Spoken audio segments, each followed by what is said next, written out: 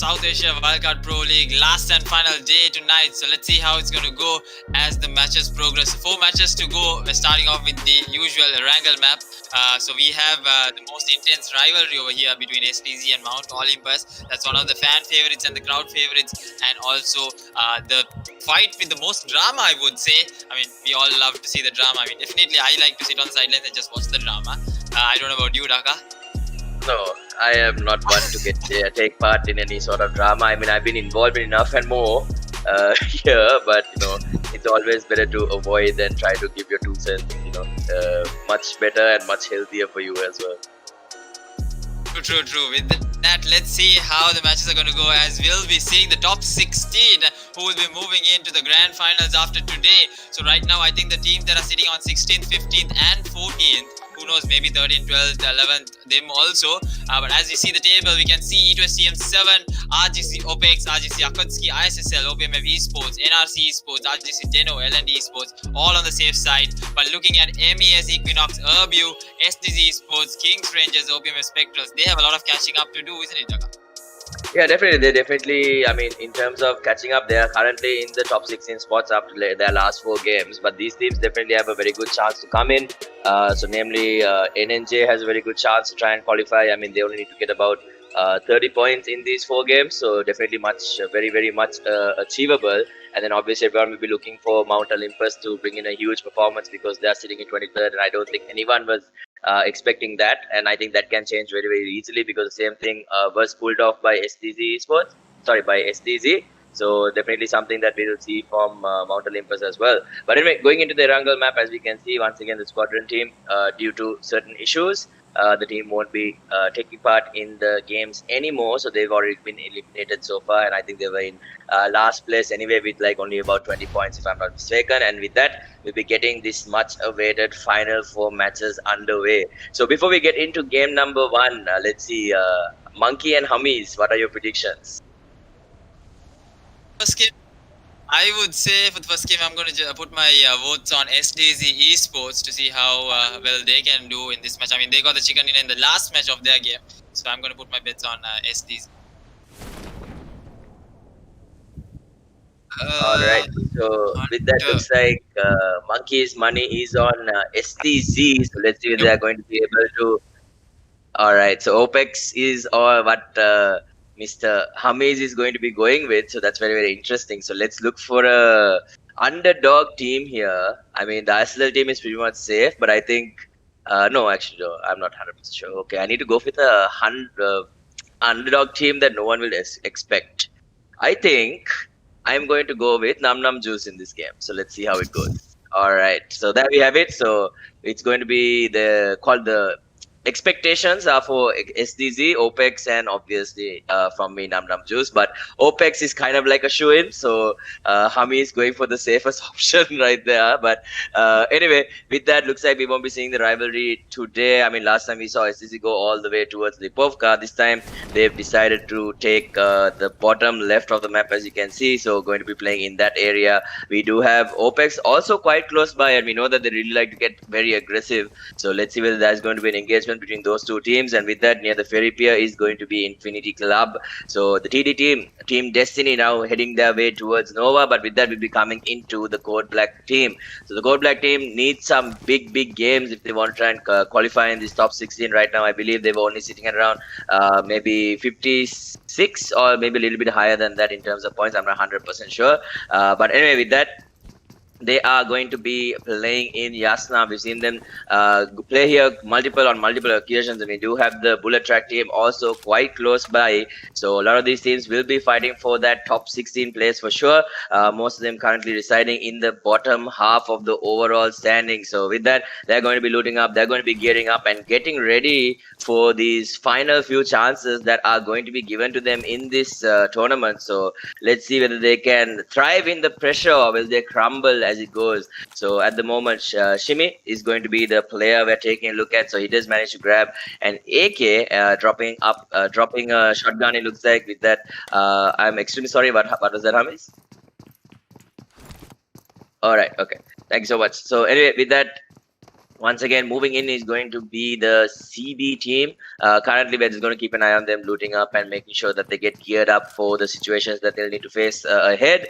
The B team is quite close by, but in terms of engagement, nothing really happening. Even the B team is actually quite far away. So I think these teams will be just looking to grab those vehicles and start rotating once they are done. He does manage to get level 3 vest, and that's definitely going to help quite a bit here for Shimi, as well as the rest of the team if they can find it. But I mean, definitely small things that make a huge difference in the confidence in what you can take the fight on. But anyway, with that, looks like the rest of the team is going to start retreating. They're going to start grabbing their vehicles. As you can see, Roma as well as Atom already pushing all the way to the back. So with that, there is not going to be too much happening. So a little bit we'll probably be seeing some of the other teams and checking out their situation and how things are working out for them. So with that, we'll be moving into the SDZ side of things. So they're also loading up here, and they are getting geared up to face their demons here coming into the final 4 games. So as you can see, Snipey, Torta, Mifzal as well as Zute once again. So 4 very talented players. So let's see whether they can pull off another great performance like we saw them in the previous group matches that they performed in, getting one chicken dinner which changed the entire dynamic of how things worked. I mean, overall, other than those 2 earlies that they lost out on when they were facing up against Mount Olympus, those few games where they did manage to avoid them and basically get into that late game, they've done extremely well. So with that, we did see some really strong performances coming out from them on the Miramar map as well. So with that, we'll be moving into Mount Olympus. Definitely one of those teams that are hugely supported in this tournament, but as of right now, they're sitting in 23rd place overall, and I don't think that was anything that anyone had ever expected. Everyone definitely thought that they would be sitting very comfortably within that top 5, top 6 for sure. But anyway, I think this is another day, so definitely a lot can change in today's game. So let's see if they're able to turn things around. They had managed to get a little bit of a break, so let's see how they are going to perform overall today during today's game. So it's going to be very interesting. And definitely everyone is waiting for the engagements to start, for the fights to start, to see who comes out on top. Definitely going to be very exciting stuff. And with that, they are going to start rotating all the way to Rozok. And with that, they are not going to be able to spot anyone because there is no one in the general area. It doesn't even look like the area has been looted, which is very interesting. But with that, the team that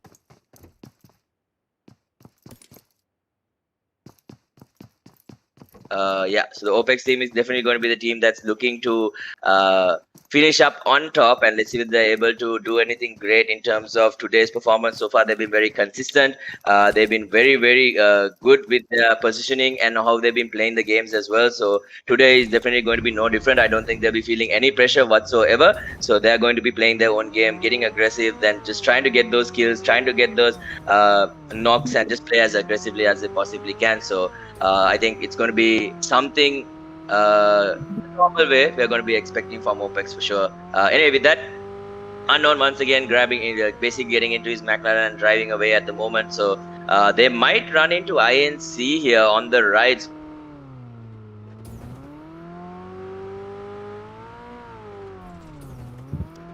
Hamish, can you hear me? OPEX team running in. Yes, can hear you. No, I got a freeze. Okay. No, it's my bad. So no, don't worry about it. So with that, the OPEX team once again rotating all together, making sure that they're loaded up and ready to go in today's games. So with that, definitely, I think this is the little bit of that safety period where everybody is just like, they're free to loot, they're free to do whatever they want and gear up, rotate around freely, grab that loot. But as the zones start closing, things are going to be turning into much bigger nightmare. And with that, the INC team, one of their players does do a drive-by right there, not taking any damage, not getting punished anyway. And somehow we missed Aliun getting taken down, so I'm not sure how that happened. But anyway, Aliun has gone down in the end, so they've actually lost one of their players. Maybe he ran into one of the players from INC there. As you can see, the rest of OPEX is now rotating out, so they're going to be playing with only 3 of their players. So let's see whether, I think even with 3 players, they can can definitely make a huge impact. I mean, we saw that even in the kill leaders, in the top 5 itself, there is like 3 of their players on the leaderboard. So definitely a lot to play for, a lot to fight for, and obviously they will definitely comfortably make it into the grand finals. But I think what everyone wants to look at is whether they can beat TM7 and their 5 chicken dinners. So far the team with the highest chicken dinners is going to be TM7. So let's see whether OPEX can match them or beat them. I think they have a very good chance of beating them in terms of points, but can they beat them in terms of chicken dinners? So they need to get 3. So they have 4 games to do it. I think that is definitely something they might be looking for. But even getting 5 at this point is going to be crazy. But TM7 right now sitting very comfortably with 5 chicken dinners, and all thanks to Adil saying the opposite of what they should be doing. So definitely hats off to Adil for motivating Eddie to get his team into that great position. But anyway, with that, we'll be taking a look at the ISL team. So sorry, what were you trying to say, Monkey? I mean, Eddie, even he was still not completely satisfied, actually, to be honest. Today we had a chat with Eddie, and he was literally not completely satisfied, as he was saying that he could have got a 200-point marker, even though they had 5 chicken dinners. They had a few too soon. I think now the kill feed is showing that Infinity Club taking down Elion. So I think OPEX will have to do with 3 players. So let's see how it goes. And Mamada damaging the buggy. It's literally on smokes right now and not getting shot. But just that crash, I think Mamada will have to find a way. And looking at ISSL, another interesting fact is they have 4 matches to go with. They are sitting in 4th place. So I think if they pull up a really good performance, they'll actually be able to grab that first spot. I mean, you can't say 4 matches can do a lot of difference. I think they need a few chicken dinners. But over here we got Azwin, Jimmy, Razor, and Mamada. Lucifer, one of their key players, is not here at the moment. So let's see how that goes. And with that, I think we can see Blades going against the team of CB. I think we'll be able to see what's happening over there, as CB is getting taken down by the team of Blades. And looking at Blades, they have a lot to work with, as they are one before the last right now in 31st position, if I'm not wrong. So let's see how that's going to go towards their way. But Dhaka, as you were saying, we'll have to see how RGC OPEX is going to play with a 3-man squad. Yeah, definitely. I think a lot of these teams should be adapted at being able to deal with 2 versus 3, 3 versus 4s. I mean, in any sort of situation, I think they definitely have a handle on how to play, given how we've seen teams perform during these games. So I think even with 2 players or 3 players, I think we can still expect something in terms of a great performance coming out from them if they know how to third party properly. And with that, the CB team once again had a little bit of a skirmish with the Blade team, but they were able to pick up all their players and they're going to start rotating. And now they are face to face with the side of 187, and with that they are going to be able to rotate past the CB team. So the CB team is going to be able to take this warehouse compound right above 187. So definitely you want to be on that high ground looking down, makes it a lot more easier for you to deal with the situation. So with that, they are going to be grabbing their vehicles and starting to move forward and starting to scout out, as you can see. So Atom already doing a good job of making sure that 187 is nowhere near or set up for the rest of the CB team to start rotating and basically getting into the zone. So as you can see the current standings right now, basically E2S has hit that 200 point mark, 214 with 96 kills. So definitely I think something that RGC OPEX will be looking to break. Should be able to do it quite easily because they do have 4 games, but easier said than done. I mean, it could be too soon as well. You can never say. I mean, anything is possible in PUBG Mobile. But anyway, with that, we're going to be taking a look at the SDZ teams right now. Mifzal with the SKS looking down on the Soldier team. So the Soldier team actually, I think they had 2 squads taking part, if I'm not mistaken, and this is the second team that we're taking a look at, because as far as I know, one of the teams weren't taking part. So right now they're going to be looking at them. Let's see whether they're going to be able to convert into some sort of points for the moment. Does have the 4 scope once again on this SKS, so let's see whether he's able to do some damage with it. Looking down, waiting for someone from the Soldier side to make a mistake basically. So with that, Marsh does put his head there, takes a little bit of a damage there. Luckily it was a body shot, so he's going to be okay for the time being. So with that, now we can see Zute also getting a completely different angle here to work with. So will they be able to knock anyone from the side of the Soldier squad is the question, because one, maybe 2 knocks, they are definitely rushing in. But if they, even if they get 1, I think they might hold a little bit unless they're super confident in being able to take the fight. So right now, once again, Zute with his Scarlet in hand, looking for an angle, looking for an opportunity there. I think right now they're just trying to figure out how many players are in this area. And with that, Num Num Juice looking looking to pressure the FN1 team. So actually no, it's the Blade team. So Blade Toxic taking a little bit of damage there, but he needs to try and get past them. Will he be able to? The Force Spray coming in from Aki, and Aki is able to get that beautiful knock onto Toxic. So Toxic goes down, and he's not going to be too happy about that. And talk about spray control, Aki securing the first points for Num Num Juice, and they seem to be really warmed up and geared to go in these last 4 games. I mean, definitely the underdog team to keep an eye on, and with that, the SDZ team once again pressuring one of the players from team number 12, and they're going to go down. So Infinity Club losing Sky9 here to Torter. Torter going to be picking up the first kill for the side of SDZ, and now another chance. He's going to start pressuring Trex as well, but they are able to get into the buggy and skedaddle at the moment. So great stuff coming there, and Torter is going to be able to secure a free kill for his side without putting anyone in danger. But with that, he was going to initially start looting, but looks like he's not going to. He's going to decide against it, thinking that maybe if they're still positioned there, it might be difficult for them to do anything. And now the SDC team, once again, it looks like they are trying to mirror the movements coming out from the Soldier team. So if they can corner them and maybe force a very good engagement, they might be able to secure a few more points. They're looking for blood, playing quite aggressively. The Soldier team has settled down though, and I think Mipsal definitely sees that. He actually almost bugs out the buggy there, but he's able to basically get it unstuck for the moment. They have a lot of cover to work with, but now it'll be up to Mipsal to get these knocks. I think he managed to spot out Mash. I'm not 100% sure, Mash or Marsh, right behind the rock here, but he's kind of overexposed at the moment. There are multiple angles he can get shot from if he goes a little higher there. So he needs to be very careful of the angle he decides to play, and that's exactly why he is going to be dropping down at the moment. And with that, we can see Zute taking a look at Batman. We should be seeing the arrival of Torter very soon, and with that, Mipsal going to be looking for a flank angle here as far as we can see. So as we can see, even Torter moving left with him, and Mipsal almost getting taken out here, taking a lot of damage, just going to be surviving with about 2% of his health at the moment. So with that, Snipey once again looking for an opportunity. Here comes the spray, does manage to damage Marsh a little bit, and with that, Zute also taking some return damage right there. So the Blades team does get eliminated in the meantime. So unfortunate for them. With that, once again, Torter turning around, heading towards Mipsal. They're going to play in a pods of 2. They do manage to get 1. So Jelly from STMC is actually going to be able to knock out Crypto here. So which means the STMC team is also keeping an eye on the side of the Soldier team. So as you can see, Mipsal does manage to get another knock as well. Are they going to start rushing in is the question. Do they have the information that there are 2 players that are knocked, or just 1 at the moment? So as you can see, the STMC team, Jelly also right now looking to third party and pressure a lot of these teams. So Moha trying to read it to that buggy, but in the end, the tires being taken out by Jelly right here in a very, very quick decision being made. So with that, SDZ right now have a very good chance here to try and clear out the Soldier team. As you can see, Batman is going to go down to SDMC pool.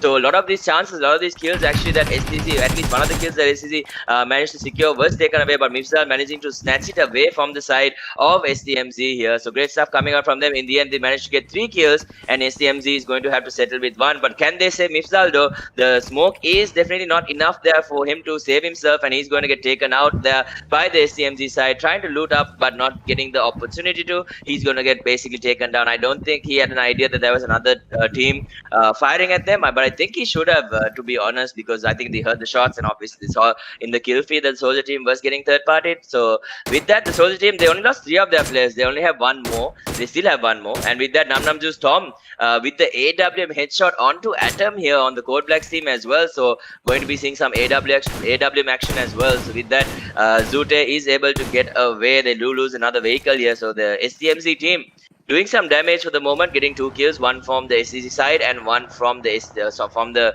Soldier side. So let's see whether they're able to keep it up. And now we're going to be taking a look at Tom, who's using the AWM with a holoscope. So he managed to get 1 headshot with that. That's just how confident he is using this weapon. So with that, they should be picking up Atom very, very soon. But are they looking to pressure them even further is the question. Once again, here we go. Another AWM shot with the holo. Is it going to connect? Doesn't look like it. So looking for an opportunity right now. The vehicle is there, and Jelly does go down. Jelly goes down in the meantime on the side of SDMZ. He looks like he went down to a vehicle explosion.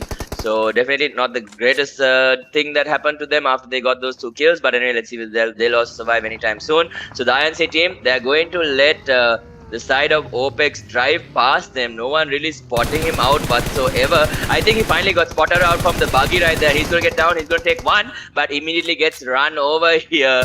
So with that, looks like the OPEX team does manage to lose one of their players, but in the end, the FN1 team is going to be able to put a stop to them. So with that, the OPEX team in a little bit of a trouble right there. They were with 3 and now they are suddenly with only 2 players. So struggling to get into the late game scenario with all of their players currently with only 2. And once again, we do see Gudda with this, the marksman sniper rifle once again looking for any sort of knock to the smoke, but really not working for them. And with that, the 187 team currently facing off against the side of Team Destiny. As you can see, SDZ team, they have lost Zute as well. Zute going down here this time to Num Num Juice as far as you can see. Also, the 187 team deciding to pressure them as well. So now Torta holding this little compartment and trying to fire away at team number 17, but finding no success so far. Zute once again needs to be careful here. He needs to get picked up by Snipey, so that means Torta needs to be very, very careful. As you can see, Snipey also taking a lot of damage, but he's going to pop the first aid kit and he's going to start picking up Zute at the moment, coming into these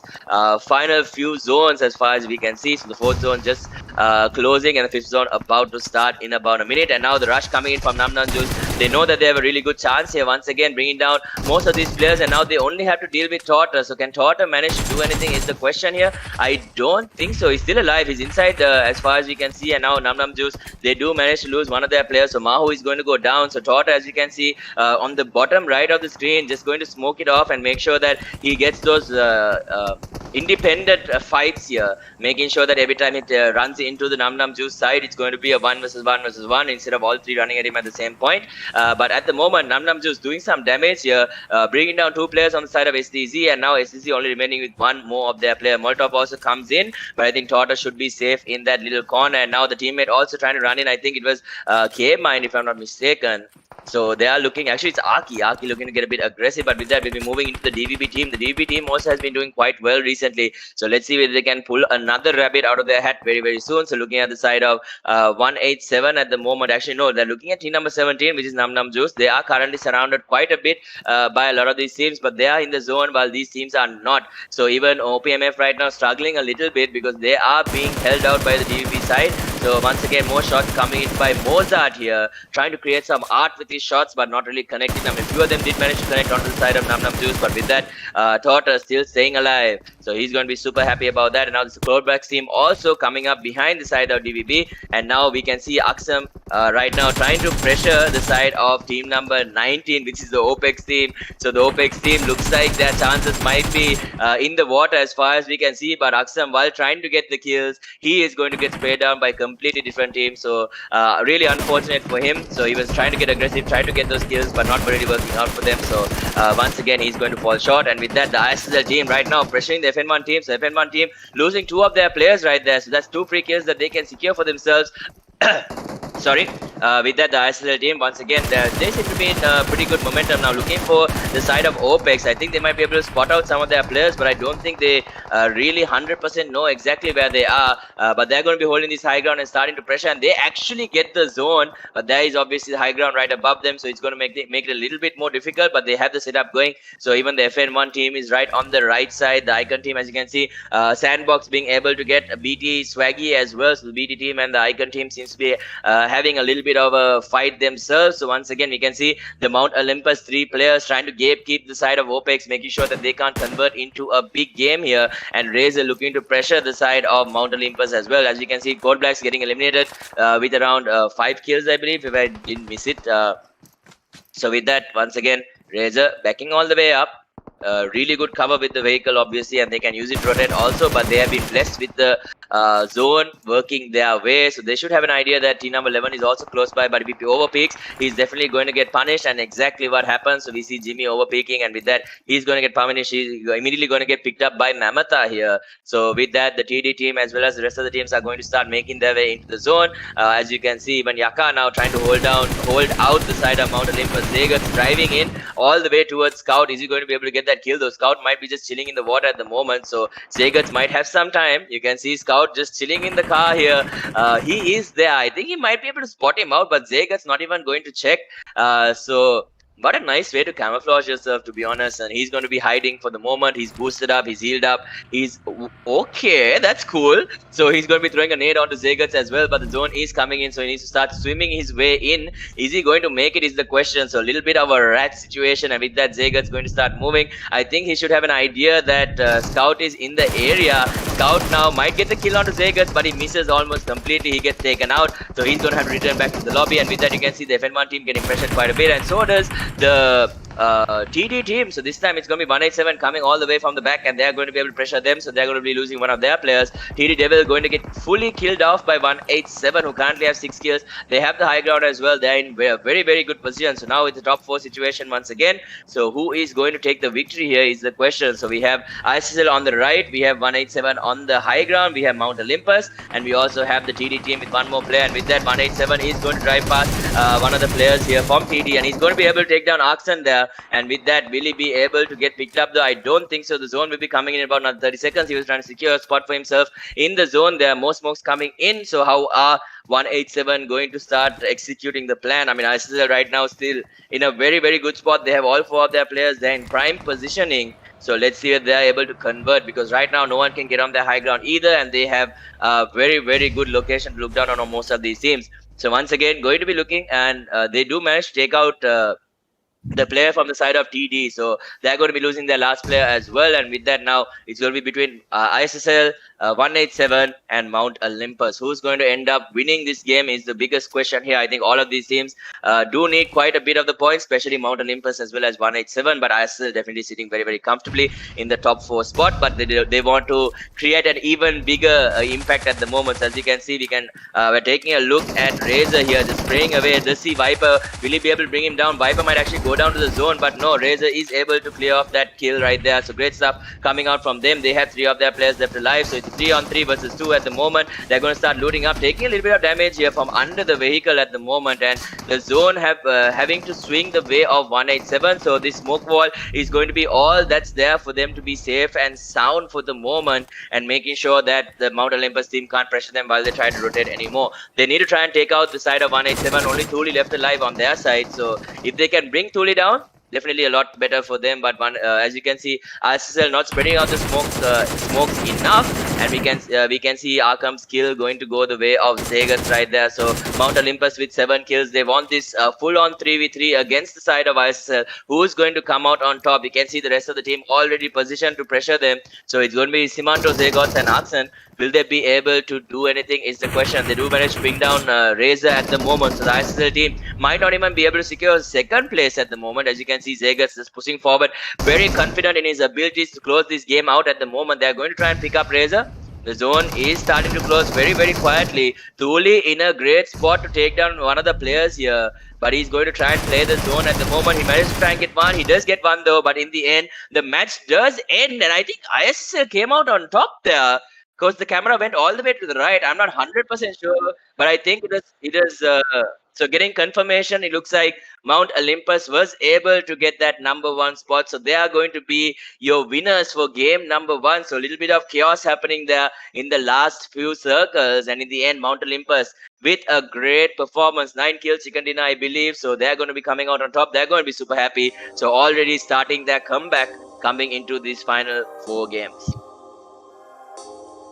Yep, amazing performance coming in from Mount Olympus. I think ISIS are also coming into the top 3. They're just maintaining their consistency right now, as they know they have already qualified. But I think they tried hard to get the chicken dinner. Just that Mount Olympus was in the right place at the right time, favoring them the zone. I think they played it really by the books. And as we saw the zone, this was somewhat a unique zone. It was a little bit confusing zone for maybe most of the players, not knowing whether it's going to go towards the side of Rozok or towards the side of 70. But let's see how the rest of the matches go. Erangel was pretty intense, where Aksam once again gets his 2nd chicken dinner, and he's going to definitely boost the table. He had a decent amount of kills as well for his team. So let's see how the rest of the matches go. And 187, let's not forget about 187, as they came in 3rd place. They are literally now going to come into that top 16 spots. Without a doubt, they are going to be one of the teams to qualify. But what is going to happen to the rest of the teams who are already in the top 16? Who's going to go out and who's going to come in is the question.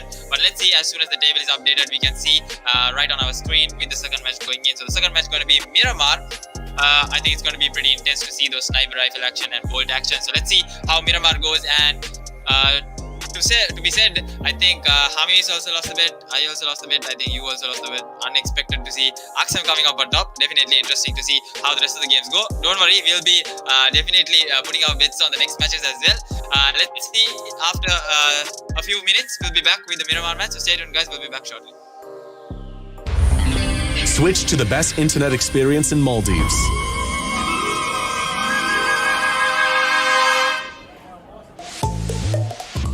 Because it's not fun when your internet's slow. Have less buffering, more fun.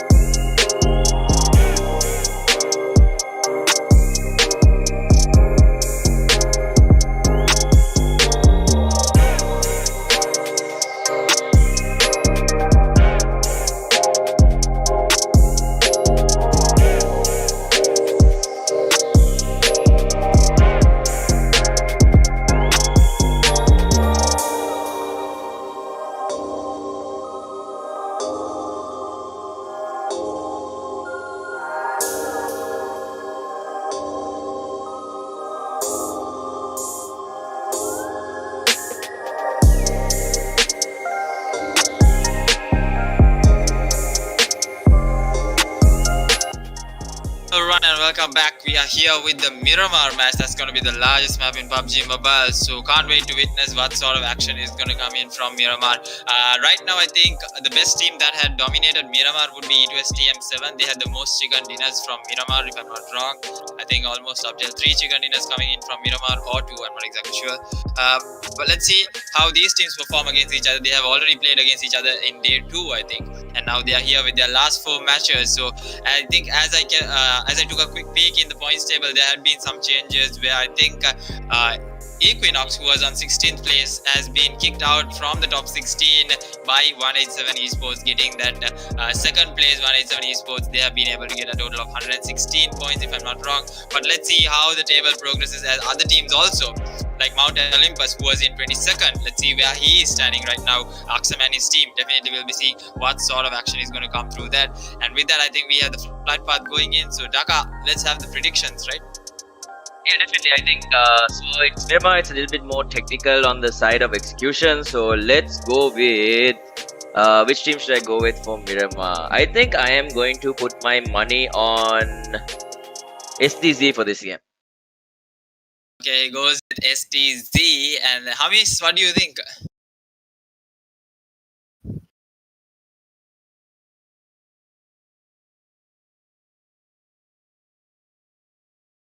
Okay, he's going to go with the last match second in a team. That's going to be Mount Olympus. Then we have SDZ. And leaving me aside, I think I'm going to go with ISSL, who is also known to play Miramar quite good. So let's see. I'm going to put my bets on ISSL. We'll see how well can these three teams perform. Apart from that, I think other teams are potentially strong as well. Definitely prove us wrong. We have always been proven wrong so many times, especially me. I think Eddie has literally put that out. It's called a prediction, right? It means you can go wrong. It doesn't mean you're 100% going to be right. So don't worry about it. Obviously, or every other team and their supporters can definitely support them, and they can definitely pull out something like in terms of miracle. Even I mean, you can never say anything can happen. That's just how beautiful the game of PUBG Mobile is. So obviously, OPEX also going to be a front runner for the victory. 187 has been firing on all cylinders as of today as well. So they also have a very good chance. And even Nam Nam Juice has been showing some great potential throughout. I mean, as the games have progressed, they've done better and better and better each day. So they're one of the teams that haven't deteriorated every time they perform. They kept improving. So they've been getting slowly, they've been getting better and better. So they also have a very good chance. But with that, we do have the FN1 team this time going up against Soldier team already. So as far as we can see the shots being fired on that side, Blade team just falling out a little bit on the left, and we can see the OPEX and INC team also quite close by to each other. Looks like Pecado is once again going to be Mount Olympus, but with that, we'll be coming into the FN1 team this time. So they managed to bring down Deadshot.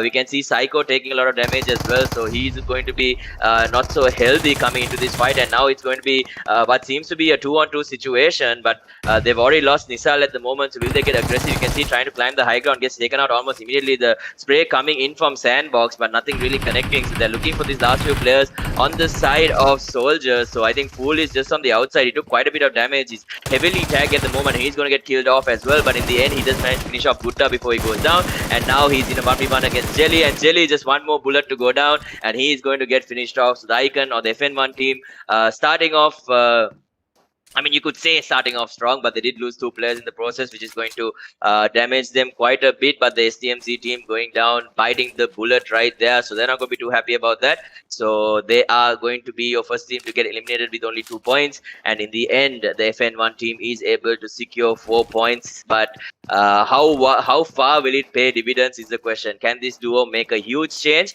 But definitely very interesting to see a full all-out brawl. I don't think there's any other way to put it. That is literally like a open boxing ring match between FN1 and STMZ. Usually we see teams taking their time. They're holding different angles. They're trying to get knocked off knock, and then they rush in. But this was like from the time they landed, from the get-go, it was, fight.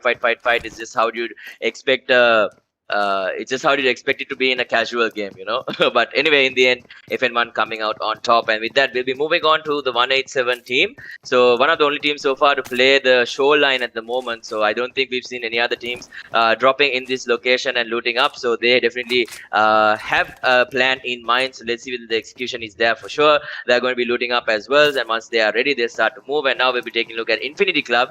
They are quite close to Pecado. You can see them, just the Mount Olympus team, a little bit a ways away from them. So once they do finish looting up, sometimes they might run into them, sometimes they won't. You can never say. But Mount Olympus right now, they are feeling very, very good. They're feeling very confident for sure, because they were able to get the chicken dinner in the previous Erangel game, and that is definitely a very good momentum boost and something they needed to get into this top 16 spot. So with that, I think they should be breaking that 100-point mark sometime soon. So looking for Mount Olympus here on the top 16 for the moment. I don't seem to spot them out. Yeah, I don't spot them out at the moment. So maybe they might be somewhere around 17, 18 or even 19. So at the moment, TM7 still sitting very comfortably in the #1 spot, even after the previous game. So once we get more updates, we will keep all the viewers updated as well on what the standings will be like. So with that, we do get confirmation that Mount Olympus is currently in Okay, I think once we get proper confirmation, we'll let you know. But anyway, I think you guys will have to wait as patiently as me and Monkey are waiting as well. So anyway, with that, getting back into the game, it's going to be the Infinity Club team. So far, they haven't had a great tournament. But anyway, once it has gotten updated, we will definitely check. So so with that, you can see. Mount Olympus actually in the 15th place there, so we're finally getting confirmation here. Thank you so much, Hamis. So they are going to be in the top 16, so 112 points. They were at 83 if I'm not mistaken previously, and they were in the 23rd spot. So just with one chicken dinner, they've come up quite a ways away. They've actually I think come up about 7 spots, around 8 actually. Yeah, they were in 23rd, so that's 8 spots they've jumped. So that's a huge change for just one chicken dinner for sure. I think probably one of the largest jumps we've seen. But right now, they're super happy. They're in the top 16. But games are definitely not over. Can't relax. And I think they want a much better qualifying spot than 15th place, obviously, being Mount Olympus. But anyway, with that, we're going to be taking a look at Aksan here. So they do have DVB close by as far as we can see in terms of how the teams have rendered. But I think he will just be going out of sight at the moment. So they do have this compound all of themselves if they want to go in and start looting. So once again, it does seem like they'll be running the usual combination of guns. So it's going to be the M4 as well as the M16 A4 for Aksan. So let's see whether he can do some damage with these weapons and especially this combination of weapons. But with that, now the DVB team finally coming into view right on the low ground. So let's see whether Mount Olympus can do some damage here. If they have an idea that DVB is anywhere close by, they can definitely punish them for basically not being too aware of their presence. I mean, one knock is all it will take for them to get their engines going for sure, because they also really like getting aggressive. And with that, I think they do manage to spot out Nanu right there. So they know that there are players on the low ground. They should be knowing that there's more than a few. But with that, shots coming in this time from Aksan here with the 4-scope. But it seems like the tracking went a little haywire there, so not even able to connect on with one bullet at the moment. Vendetta does manage to get himself into cover, so they're going to be rotating out. And now the surprise attack chance definitely going down the drain there for the side of Mount Olympus there, and definitely might have been a bit difficult. I mean, sometimes the recoil does go a bit crazy when you don't have attachments, so, and especially when you have a bigger scope, the harder the recoil kind of dances around on screen as well, even though we don't see it on spectator. But with that, they are going to get a few upgrades here as well. As you can see, a level 3 West being picked up, definitely going to help in the long run. So let's see whether they're going to be able to turn things around. I mean, already pretty much they've turned things around, but I think they're out for blood today. I feel like Mount Olympus today, the way they are playing is they're out to prove a point. It's just from like, there's this really weird thing where when you even like, you know how when you meet a person, you can usually read their body language to tell what they're thinking about and what exactly they have in their head. And I think for some reason, when I watch teams play PUBG Mobile, I can usually tell for some reason. I'm not 100% sure. I mean, I could be wrong. Obviously, once again, it's just a prediction. But you know, from the way they are playing, it looks like they are very determined today to like kind of prove a point. You can tell from the way everyone is moving and the way that they're coordinating, and even the way that they were taking fights and engagements, everything. You can tell that they are not the same team that we saw after the first day. Because after the first day, the next time we saw them, it was disastrous. They were doing really well. You know, everything was going downhill for them. And you could tell from the way that they were playing, it seemed like they were playing while they were slouched. And, you know, they're basically having a rough day. But today, they seem completely different, more confident. And here's another team that we've been seeing doing quite well in terms of consistency, even having a few chicken dinners under their belt at the moment. And this is, I think, a team that a lot of people tend to not really appreciate too much. Like, I mean, yeah, sure, they didn't have like these flashy performances and stuff, but overall, they've been really consistent. They've been really diligent. They've been really good with their teamwork and their coordination. And I think this is definitely going to be one of the teams to watch when it comes into the top 16 grand final series. And I think they might really surprise some players. I'm pretty sure they'll surprise a lot of teams in the future. But for now, let's see how they do in the Miramar game. Obviously, Adil had mentioned that they were very experienced and they had done quite well in the previous Miramar games as well. So let's see whether they can produce another chicken dinner. Right now, I think they're sitting on 2. So if they can get a third as well, they're going to be super happy with it. But right now, this team is very impressive. Even coming into this final 4 matches, they were already sitting in the top 4 position, and that is with monsters like OPEX and TM7 being on the top of the table. So, and with other monstrous teams as well. So I mean, it just goes to show that, you know, even though sometimes all of us don't really pay attention, when you do pay attention, you sometimes see things that are very, very surprising. But with that, looks like Mount Olympus at the moment, they do manage to get a knock here. Looks like Zagerts was able to get a beautiful headshot onto Iconic, it looks like.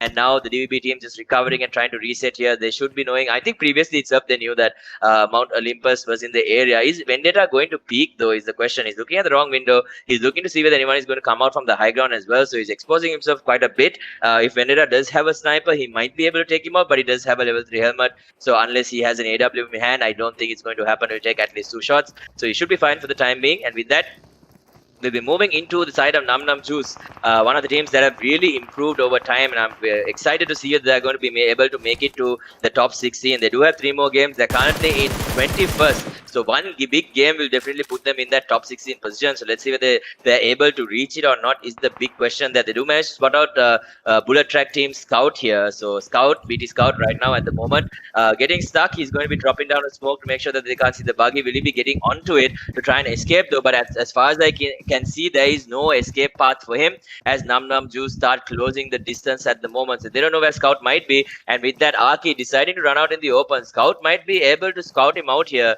So let's see whether he actually managed to win the 1v1 or whether he's going to lose out on it is a question. So as you can see, Arki just playing around a little bit with Scout here, not giving him the opportunity to kind of pre-fire him or pre-peek him even. And with that, the nade getting cooked here by Arki. This should connect onto Scout. Another nade coming in as well, and Scout does go down to Guardian's nade. Actually, no, he goes down to Arki's nade here. So sorry, I saw it on the kill feed as Guardian. But with that, Aksam this time getting pressured quite a bit by Munsif here from the OPEX side. So OPEX trying to get a little bit of revenge from that Erangel game. So let's see whether they're going to be able to do anything here. The first game, definitely not their best performance, but let's see whether they can definitely pick it up in this second Miramar game. So currently you can see them ranked second with 92 kills overall and 202 points in just, I believe this is their 13th game. So with this, it's going to be 14, but that's a lot of points to be able to rack up in a short amount of time, like compared to most of the other teams. But TM7, they had a few 2 zones, especially in day number 1, and after that they ramped it up with chicken dinners. So OPEX though have been performing quite consistently, so they are definitely going to be looking to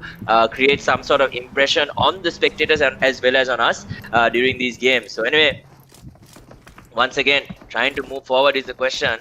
OPEX unknown.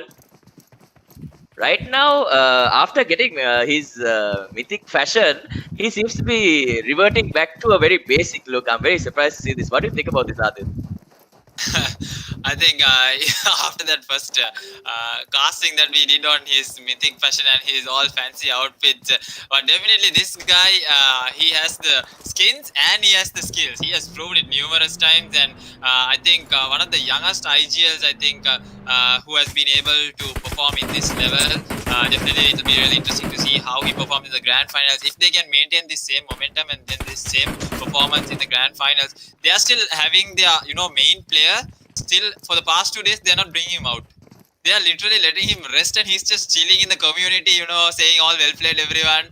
Good luck, Maldives team. That's literally what he's doing in the community right now. He's not even focusing on these games. So I think he'll be putting a really good entrance for us in the grand finals. Definitely excited to see how he does that. Yeah, definitely going to be something to watch out for. But anyway, with that, we do get an update from Hami saying that his device has been fatally wounded. So it's been knocked and they weren't able to revive it. So he needs to get a new device. So according to the news and the word around town, he'll be getting his new device in 3 days. So once he's done with all his settings, he'll be back into the game. So we'll be seeing OPEX at full gear, full power. So definitely going to be interesting to see how that kind of turns out. So getting in 3 days means he'll be just in time for the grand finals as well. So but obviously you need to test out your new device and make sure everything is prim and proper. You know how it is. You have that little bit of a puppy love period when you purchase a new device, for sure. My phone is so good, it's so lovely, the touch is so smooth. Give it a week, buddy, give it a week. After that you'll be throwing it to the side. Anyway, with that, we'll be taking a look at the SDZ team. They were going up against 187 previously. They knocked one of their players, but they were able to get that security in terms of the kill. And now they're actually going to be running into the SDZ team, it looks like, as well as the DVB team. So they might be in a little bit of trouble. As you can see, we might be seeing one of the players from SDZ actually going down here, and it's going to be it's going to be Zute. Zute, as usual. I mean, I don't know what it is about Zute, but he's so unlucky. He is so unlucky. I don't know why. Every time I've seen SDZ lose a player, it's always been Zute first. He's just being so unlucky most of the time. And now ISL trying to do some drive-bys at the moment. They might get punished for this. Jimmy and Mamata doing the driving and Jimmy falling so low. And in the end, the return hill is going to come. And with that, they get Mamata as well. So SDZ getting revenge at the moment. Razor needs to find some sort of cover. I don't think he'll get that opportunity though. He does actually. So he's going to be able to secure himself into some cover here. But will they be able to secure their two knocked players? Right now, Snipey also getting pressured by 187 at the moment. So let's see if they're able to pick them up. Even the ISL team right now, the two knocks being ignored by SDZ. So with that, that means it's going to be that much more difficult for Razor to get these pickups. So ISL, they do punish SDZ for rotating. The Zute does get killed off. And now Zute must be like, finish them, don't let them go, kill them. So Mifzal is definitely going to be keeping an eye out there, and with that, ISL, one of their players do get taken out by an INC player. So INC being able to third party and steal one of these kills, and now Mamata trying to crawl himself into the zone currently. So INC doing a great job of being aware and stealing those kills, and they're going to be able to secure a point for free.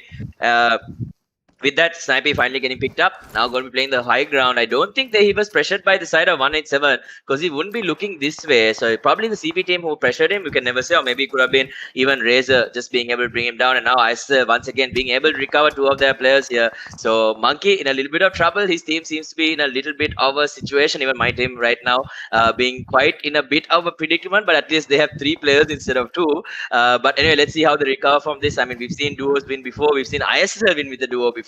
Their first chicken dinner was actually with a duo itself. So let's see if they're able to pull it off in this one as well, or whether it's going to be a completely different situation. So with that, we'll be coming into OPEX, who are currently looking to pressure the side of the Blade here. So they've managed to lose Toxic once again. Toxic seems to be the attraction for most of these bullets when it comes into these fights. So with that, he's always going to, or usually going to be the first person to get knocked off. So let's see if anyone can go and help him out. I don't think so. It's a bit of a difficult situation. And now OPEX Unknown does get taken down. One of the players from Blade putting a dent in his performance right there. And Toxin also goes down. So a little bit of a mistake happening from the side of OPEX. The smokes are going to have to go thrown down. So it's going to be Boyka here doing a lot of damage at the moment. So with that, Munsif right now driving the buggy, trying to get into cover. I think he should be able to pick up both of his teammates, but Munsif out in the open, once again getting the buggy, making a really bad choice maybe. He might actually go down, finally getting out, and he does get taken down as well. And OPEX, what is happening? They are making some crucial errors right here, not using smokes, basically putting themselves in some really dangerous positions, and Boyka punishing them one after the other. And this is very uncharacteristical of the side of OPEX to be doing this. I mean, this is not the kind of play that we saw from them in the initial games. Maybe they're just relaxing and chilling out at the moment, but I don't think this is the kind of impression they want to be going into when the grand final is so close by. So with that, they do manage to recover one player. Can they recover the other two is the question. I mean, smokes right now a little bit difficult to manage. With Boyka does manage to take a little bit of damage from the right side there while he was peeking, but in the end, I think they were in a pretty good spot, but they were recovering their players as well. They do manage to get Toxin here, and with that, now both running out in the open. Once again, Boyka playing it very safe. He's not going to overpick. He's not going to overexert him or overexpose himself. So even Whiskey holding a great angle, just trying to spray through the smoke, but luckily OPEX after that disaster are going to be able to pick up all 4 of their players. I think you were just as confused as me as to what was happening there, Adil. Yeah, I think at this point, the biggest mistake I think Blades would do is knocking off 3 players and not going in for that rush. I mean, that's something you do not see. You do not let you do not let RGC OPEX just, get your 3 revives. Literally, RGC OPEX, all 4 of them on their feet right now. They have nothing to worry about. I mean, for a minute, you were itself shocked. How did 3 players get knocked off? But I think Blade, they are still, in that mindset that they have to qualify. So they are trying to their best to play it safe. But that 4 kills would have been literally theirs. They would have been surprised if they saw the kill feed once they finished them off. But stuff happens. So we'll see how Blade is going to perform in future. Maybe they will go in for some aggressive plays in the upcoming matches. With that, I think BG Error getting knocked over here. Even Bullet Track, another underdog team who has been able to come through the qualifiers of Sri Lanka. But I think now they are being a little faulty right now as teams are in the edges. Not really what you see every day in Miramar, isn't it, Aga? Yeah, definitely. Usually we do see teams immediately kind of rotate into zone and try to get that best spot possible. But as you can see, once again, Nam just already looking to pressure the side of Blades, not giving them any sort of room to work with. They do manage to bring down one of the players, but they don't finish off the kills. And with that, we're going to be taking a look at Guardian. Guardian has been doing quite well throughout, so they do have managed to get 2 kills here, and they did try and pick up Arki, but we don't know where Arki is to be actually get picked up. So with that, team number 25, the BT team, once again getting pressured this time by team number 16 as well. So the team Destiny is there. Batman gets taken out, and now the spray transfer coming into Moha. Moha just one more shot, and with that, Guardian with a beautiful spray transfer does manage to get those kills. But I think the last kill was stolen by NNJ's Mahu. So really disappointing there. The Guardian could have had 2 kills, but Mahu just on top of his game, being able to steal the kill really quickly right there. So another point going down for the side of Nam Juice. But with that, team number 16 now exposing their heads, and a beautiful shots coming in from Guardian. Guardian is going to be able to bring down Yaka as well with the 3 scope here and the M4. Doesn't see the BT team on the low ground, but Tom does see them. So Tom once again putting, oh, what a headshot coming onto Guardian. Oh my god, that is going to hurt in the morning. He needs to get picked up, and with that now we can see Opex Toxic just being able to get a lot of those kills right there. Almost, oh wait, he completely kills the Mount Olympus side. Wait, what? Did he just kill all 3 of them? Wait. I need to say this. Wait. Okay, here comes the instant replay. Guardian getting headshot. Right? Helmet goes flying, and here we go. Yeah. All 4 in one car. Toxin. Boom. And Mount Olympus eliminated. Are you kidding me? That is not how I expected Mount Olympus to get eliminated. Hummies, I'm extremely sorry for your loss. Oh my god. Woo. Okay, was not definitely expecting that, but Opex 4 free kills on the board for them. They have lost Munsif though, and with that they're going to start rotating. As you can see, the rest of the teams also going. So team number 10, and with that DVB looking down on the Opex side. Opex unknown getting pressured quite a bit by the DVB team. Vendetta looking to pressure them, but I think unknown might have to give up his life at the moment. Team number 10 does come up here, and we do see them getting knocked by what seems to be the Opex unknown at the moment. So 187 Viper as well as Adam both going down at the moment. So with that, 187 only has Hitte on their side, and Opex is going to clear them out. So the aggressive Opex team is suddenly back, ladies and gentlemen. What a beautiful nade coming in for Vendetta there. Does manage to bring down one of the players, and now their team once again trying to pressure the side of Opex, but this time they are going to be getting third partied by DVB. But in the end, the trade does come in from I believe it was Boyka. So Boyka doing a lot of work. He should have a lot of damage, but they are not converting it into kills. And now the rest of the DVB side coming in as well. SCC right now with all 3 of their players still alive. They are also in a pretty decent spot, trying to pressure the side of Infinity Club. Nades flying in from both sides. So it's going to be coming from the side of INX and from the side of SCC as well. Snipey once again with more nades. He has a much better angle this time. Let's see whether he's going to be able to get another knock. But Snipey taking a lot of damage. He needs to back up. He needs to try using the medkit as well. And with that, Mipsal goes down. Will the rest be able to cover is the question. Trex playing a very tight angle at the moment, and Torter trying to provide as much cover as he possibly can. Smoke goes down, and with that, the revive of Missile is going to start. Can Snipey perform any sort of assistance or provide any sort of assistance to the side of STZ? Snipey holding the high ground currently. Trex looking to spray down here, but not really connecting onto anything else, while the INC rest of their team is getting recovered. So it's a 3-on-3 situation right now. STZ versus Infinity Club at the moment. So once again, Nate this time getting cooked by Joni. Is he going to be able to connect onto anyone? Torter is in the general area, but he should be far away enough at the moment. So more nades being thrown in, but they're stuck in the zone. This is a 6 zone, so it's going to hurt like crazy. But with that, team number 16 also trying to keep them. It's going to be the side of Team Destiny. Team Destiny loses one of their players at the moment, and Joni right now stuck in the zone. We can see Trex going down as well. Now Joni needs to use the first aid kit. I don't think he will be able to. He might be a little bit too late, and with that, the FN1 team also pressuring Choco here. Choco should die to the zone. I don't think he'll be able to crawl his way in. He is not, and he's going to get taken out. And with that, we see Japana, I think, should be the player with Yaka in the end, who is going to be able to heal up and start moving. So we can see more smokes coming to cover Mifsal here. Torter does get killed off. He dies in the smoke. So definitely unfortunate situation for them, but they have the low ground right now. They have a lot of cover to work with, but Mifsal, I think, going down for the 3rd time right there. So due to that reason, definitely he's going to be bleeding out quite fast. But with that, we are coming to that end game situation with 6 teams still alive, ladies and gentlemen. So SCC recovering. We do have the TT team in zone as well, and with that, team number 11 as well as team number 18 DVB need to get into the zone. So there is definitely enough and more action waiting to come your way.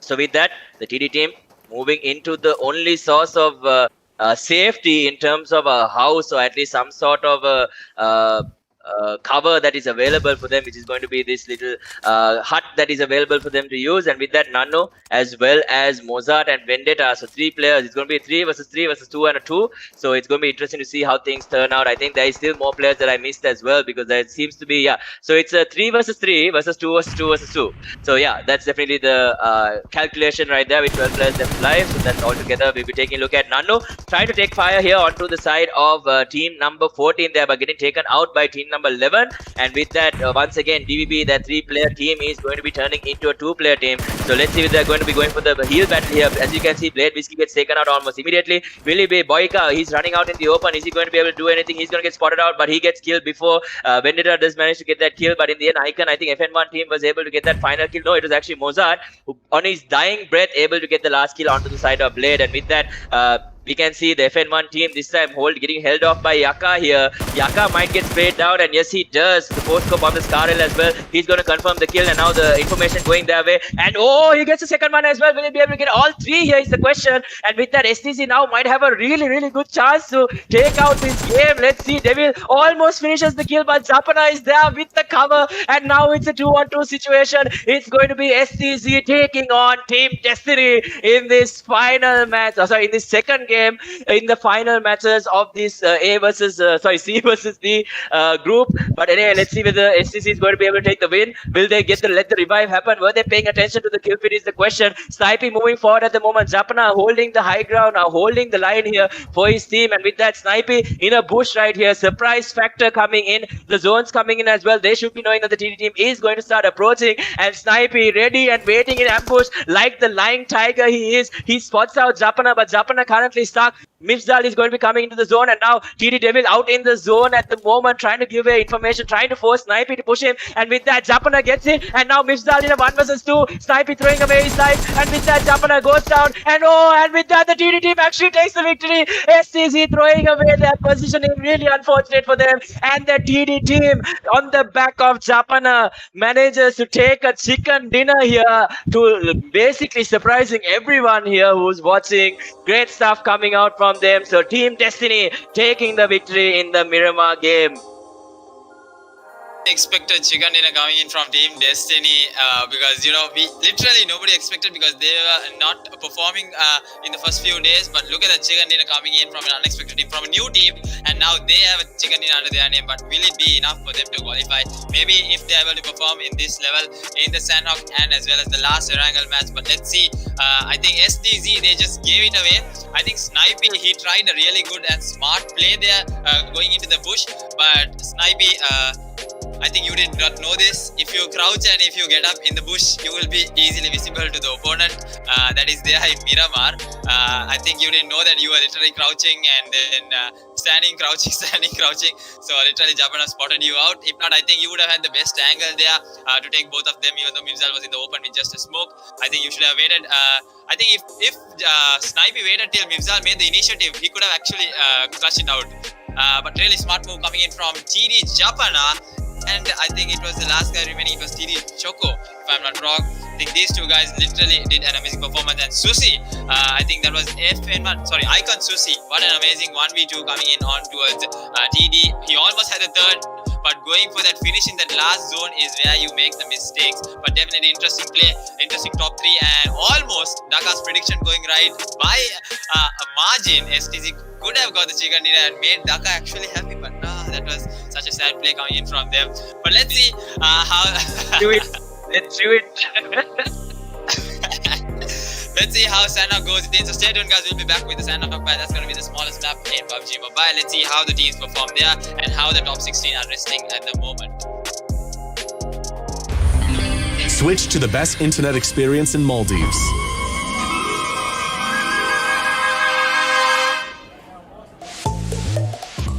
Because it's not fun when your internet's slow. Have less buffering, more fun.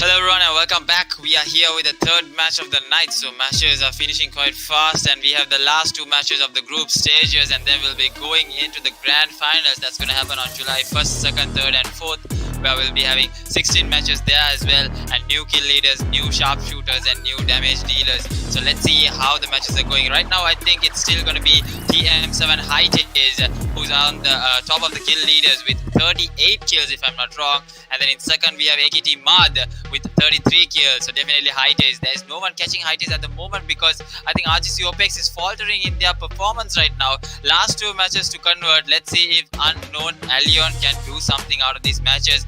And fun fact, Dhaka, we got Hunter back in this match, so he's here. I think he heard us on live stream that he's just watching and chilling the community, so he's back to show some performance over here. Let's see how it goes this way. So Hunter, if you go on too soon, I'm going to literally shame you on the stream. So you better not go on too soon. I hope you're listening from somewhere. Someone will tell you definitely. So let's see how RGC OPEX performs as well as the other teams. So Hami, is your prediction right now? I think you will go with RGC OPEX pretty much now.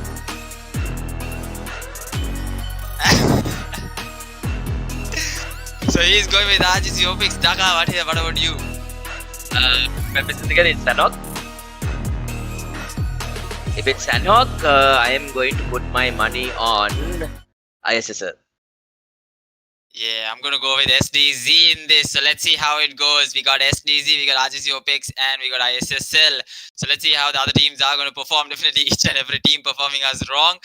From two matches, we had two new chicken dinner teams. That's going to be Mount Olympus with their second chicken dinner, and Team Destiny out of nowhere comes in, grabs the chicken dinner. Hey, we are also in this game. That's what they send us a message. We are still here. So let's see how these two matches go. So Dhaka, what do you think?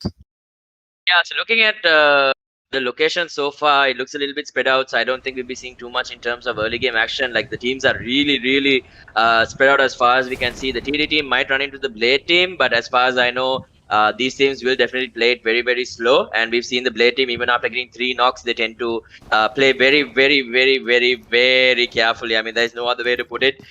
So especially when they ran into the OPEX team previously, and OPEX is obviously going to be in a little bit of a contest between them and FN1 here for Paradise. But let's see, Hunter is back in the team, so the full OPEX roster back online. So let's see, all eyes on him, and as you can see, Hami is already showcasing Hunter with his new device. He's ready to go. He's ready to showcase his skills. You know, he was like, oh no, I'm not sitting in the sidelines, sir. I had a little bit of a device issue. I have it now, so I'm ready. So I'm here to show, basically take OPEX even further. So let's see whether this is going to be the game where they take the victory. Looking at his movements, he seems to be quite warmed up as well. You can check he's testing everything, making sure, you know, the gun switching, everything is working, and so far it seems to be pretty good. So expecting big things. I think Adil and both Hamis are definitely looking for a big performance coming out from Hunter here. So let's see whether he's be able to deliver to their expectations. But usually, as far as I know, whatever Adil says works in the opposite way. So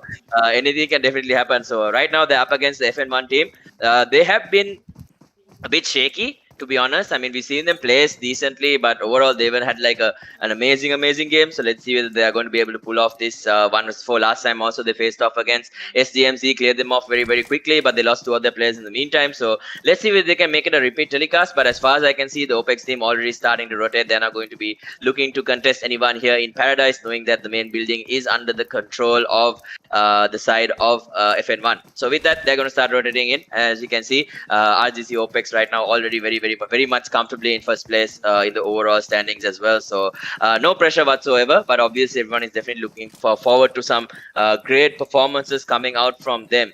So anyway, with that, let's see how they do, whether they are going to be able to get the chicken dinner and prove Hami is right, or whether they fall short of it. I mean, so far all our predictions have gone down the gutter, so we do have we ourselves have this one and the next one as well. So let's see whether we will be able to get at least one game right during the day. But anyway, with that, Unknown back to his beautiful fashions right there. So what he was showcasing yesterday is what he's going to be showcasing once again. So now they might actually have a much better game. So he has the skins, and like Adil said, he definitely has the skills to back it up as well. So with that, we'll be taking a look at the DPP team. They have been your silent killers, to be honest. They've been doing quite well today. They've been placing really well. They've been getting some kills as well on the board. So they currently, I can't see them on the top 16.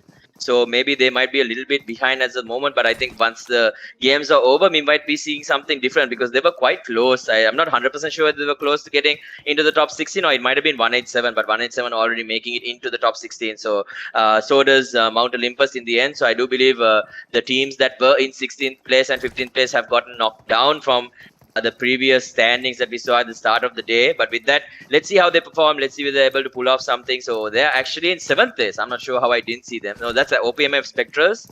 Is that the DAV team? I'm confused now. Okay, so it is. Thank you for confirming. So they are currently in 7th place. So they are in the top 16. Sorry. So they've been doing quite well, to be honest. They've been playing really well, and they've been consistent throughout.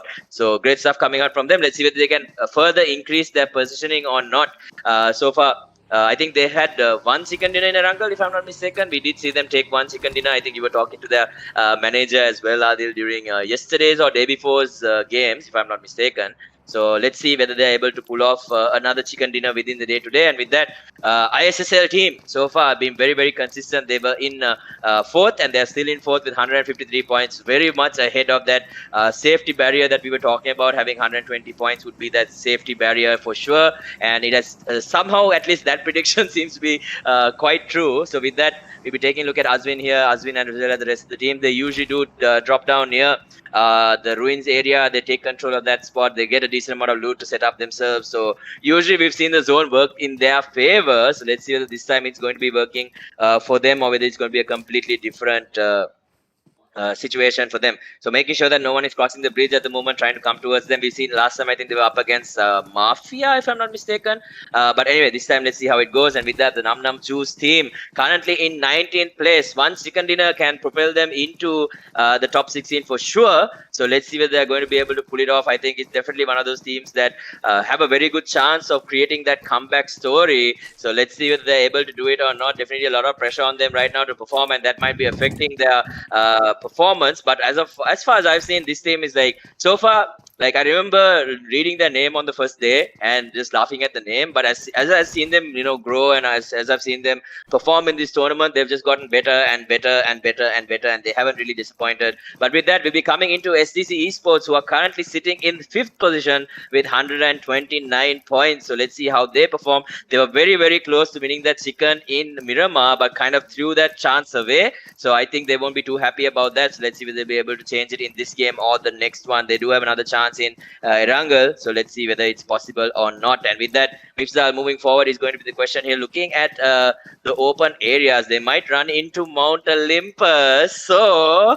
the rivalry continues. So let's see whether they actually face off against each other or not. So last time, Mount Olympus, they are currently in 14th place with 114 points. Definitely not a position that anyone thought they would be in, and they definitely need to add some points. So they do manage to spot out Snipey out in the open. Mifsal also looking. He knows the panic coming in, and Zegas getting the kill onto Mifsal. But the return coming in from Snipey. They are covering his teammate, and with that, the rest of Mount Olympus now making their way towards the side of SDZ, and it comes back. The gift that keeps on giving, it's going to be the rivalry coming back here. Mifsal does get picked up, and I think we should be seeing Zegas getting picked up very quickly here. They need to smoke up and try to get into cover as soon as possible. So great cover fire coming in from the side of SDC. They are making sure that Mifsal does not go down for free. Actually had about 3 players looking at him at that moment. Goes down almost immediately, as you can see. So, but it was definitely Snipey who got the knock onto Zegas. As you can see, even the Core Blacks team going up against 187, killing off Viper at the moment in a different scenario. But with that, Mount Olympus once again faced off with their sworn enemies, and I'm pretty sure this got them really energized, because usually when you see this in the kill feed, I mean, you know it's going down. And with that, you can see SCC completely avoiding the side of Mount Olympus. And with that, Hite, as you can see, currently stuck in the water. Viper does get killed out. He probably drowned in the water. And with that, looks like Arkham and Thuli both are going to be using this boat to start rotating. I think the safest option that they have. But if they run into another team, you can say goodbye to their chances. They need to be very careful. They are currently in the top 16. So let's see whether they can keep that spot or whether they will lose it. So Hite also goes down, having to come up to breathe. Obviously, having human lungs, he cannot stay underwater for very long durations of time. And with that, 187 Esports, as you can see, currently in 11th place with 117 points. So definitely, I think we were right on the money with that 120 mark in terms of being a save point. So definitely a win for me and Adil. Let's go, me and Adil. So with that, the rotations coming in from 187. Let's see, they're making it very safe. So going as far as possible, not trying to stay too close to the shoreline, just in case that there's a team that wants to be looking at them. But with that, now we'll be coming back to the the OPEX team. The SDZ team. So the SDZ team this time, they've rotated out. They've managed to completely avoid the side of Mount Olympus. They've managed to get into a high ground position where they have a few compounds to work with. So let's see whether they can contest the DVB team, which is on the high ground here. We've seen a lot of teams suffer going on to the high ground, especially when it hard shifts to a completely different side and they need to find a way to get down from the mountain. So with that, we'll be taking a look at Bullet Track, currently in 26th place with only 87 points. So they are also taking a little bit of a dip in the water at the moment, as far as we can see. So they definitely need to get chicken dinner in this game and the next game if they want to make some sort of a huge change in the table. But it might be very difficult of ask, obviously, with such good teams that they have to face off with. So with that, Era and Oxy enjoying a little bit of a speed boating trip right there. And with that, Laconic right now lying in wait, waiting for someone from the side, from any team, to be honest, to kind of climb up and so he can take them by surprise. I mean, we did see MIFSA getting taken by surprise by Zagats previously, and with that, they did manage to get away. And this time it seems like somehow people, every time they target SDZ, it's either Zute or MIFSA, but I think Zute more than MIFSA, to be honest. I think Zute has always been the unlucky one in the team, as far as we can say. Even the Miramar game, while he was driving, he had to stop in mid-fight, and now Snipey does not see Laconic, and Laconic does not take any shots either, waiting for the rest of the team. So let's see, he's definitely lying in wait. Torter making his way with Mifsal, the rest of team number 18 waiting. STZ might be in a very dangerous spot. Torter right now sees Mifsal goes down, and with that he needs to get at least 2, but he does not. The great quick reactions coming in from Zute right there to bring him down, and now with that DVB loses 2 of their players. What a turnaround coming in from the side of STZ. Are you kidding me? They only lose Mifsal once again, and Laconic throwing away his chances right there, hesitating and missing a few of those Tommy shots. And now Snipey in a 1v1. Will he be able to take the victory? Yes, he does. So with that, DVB with only 2 more players left, the revives are going down. Mifsal moving forward. He wants revenge. He's like, why are all the snakes biting me today? And with that, a nade being cooked. Is he going to be able to convert? When Delta takes a decent amount of damage, the nade comes in, and with that, they're going to be able to clear out the side of DVB. Wow, the reaction speed coming in from Zute right there. Great stuff, and SDZ turn it around. DVB in the end, they have to bite the bullet. They get eliminated by SDZ. Oh my god.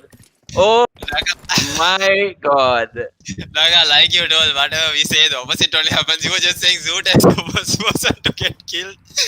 Almost a 1v3. I think Zoot got 3 kills out of there, if I'm not wrong. Yep, Zoot with 3 kills and Snipey with 1. What a reaction coming in from Zoot. Amazing play by that young lad. So I think at that point, the way I was seeing Laconic, it was SDZ who was supposed to go down, right?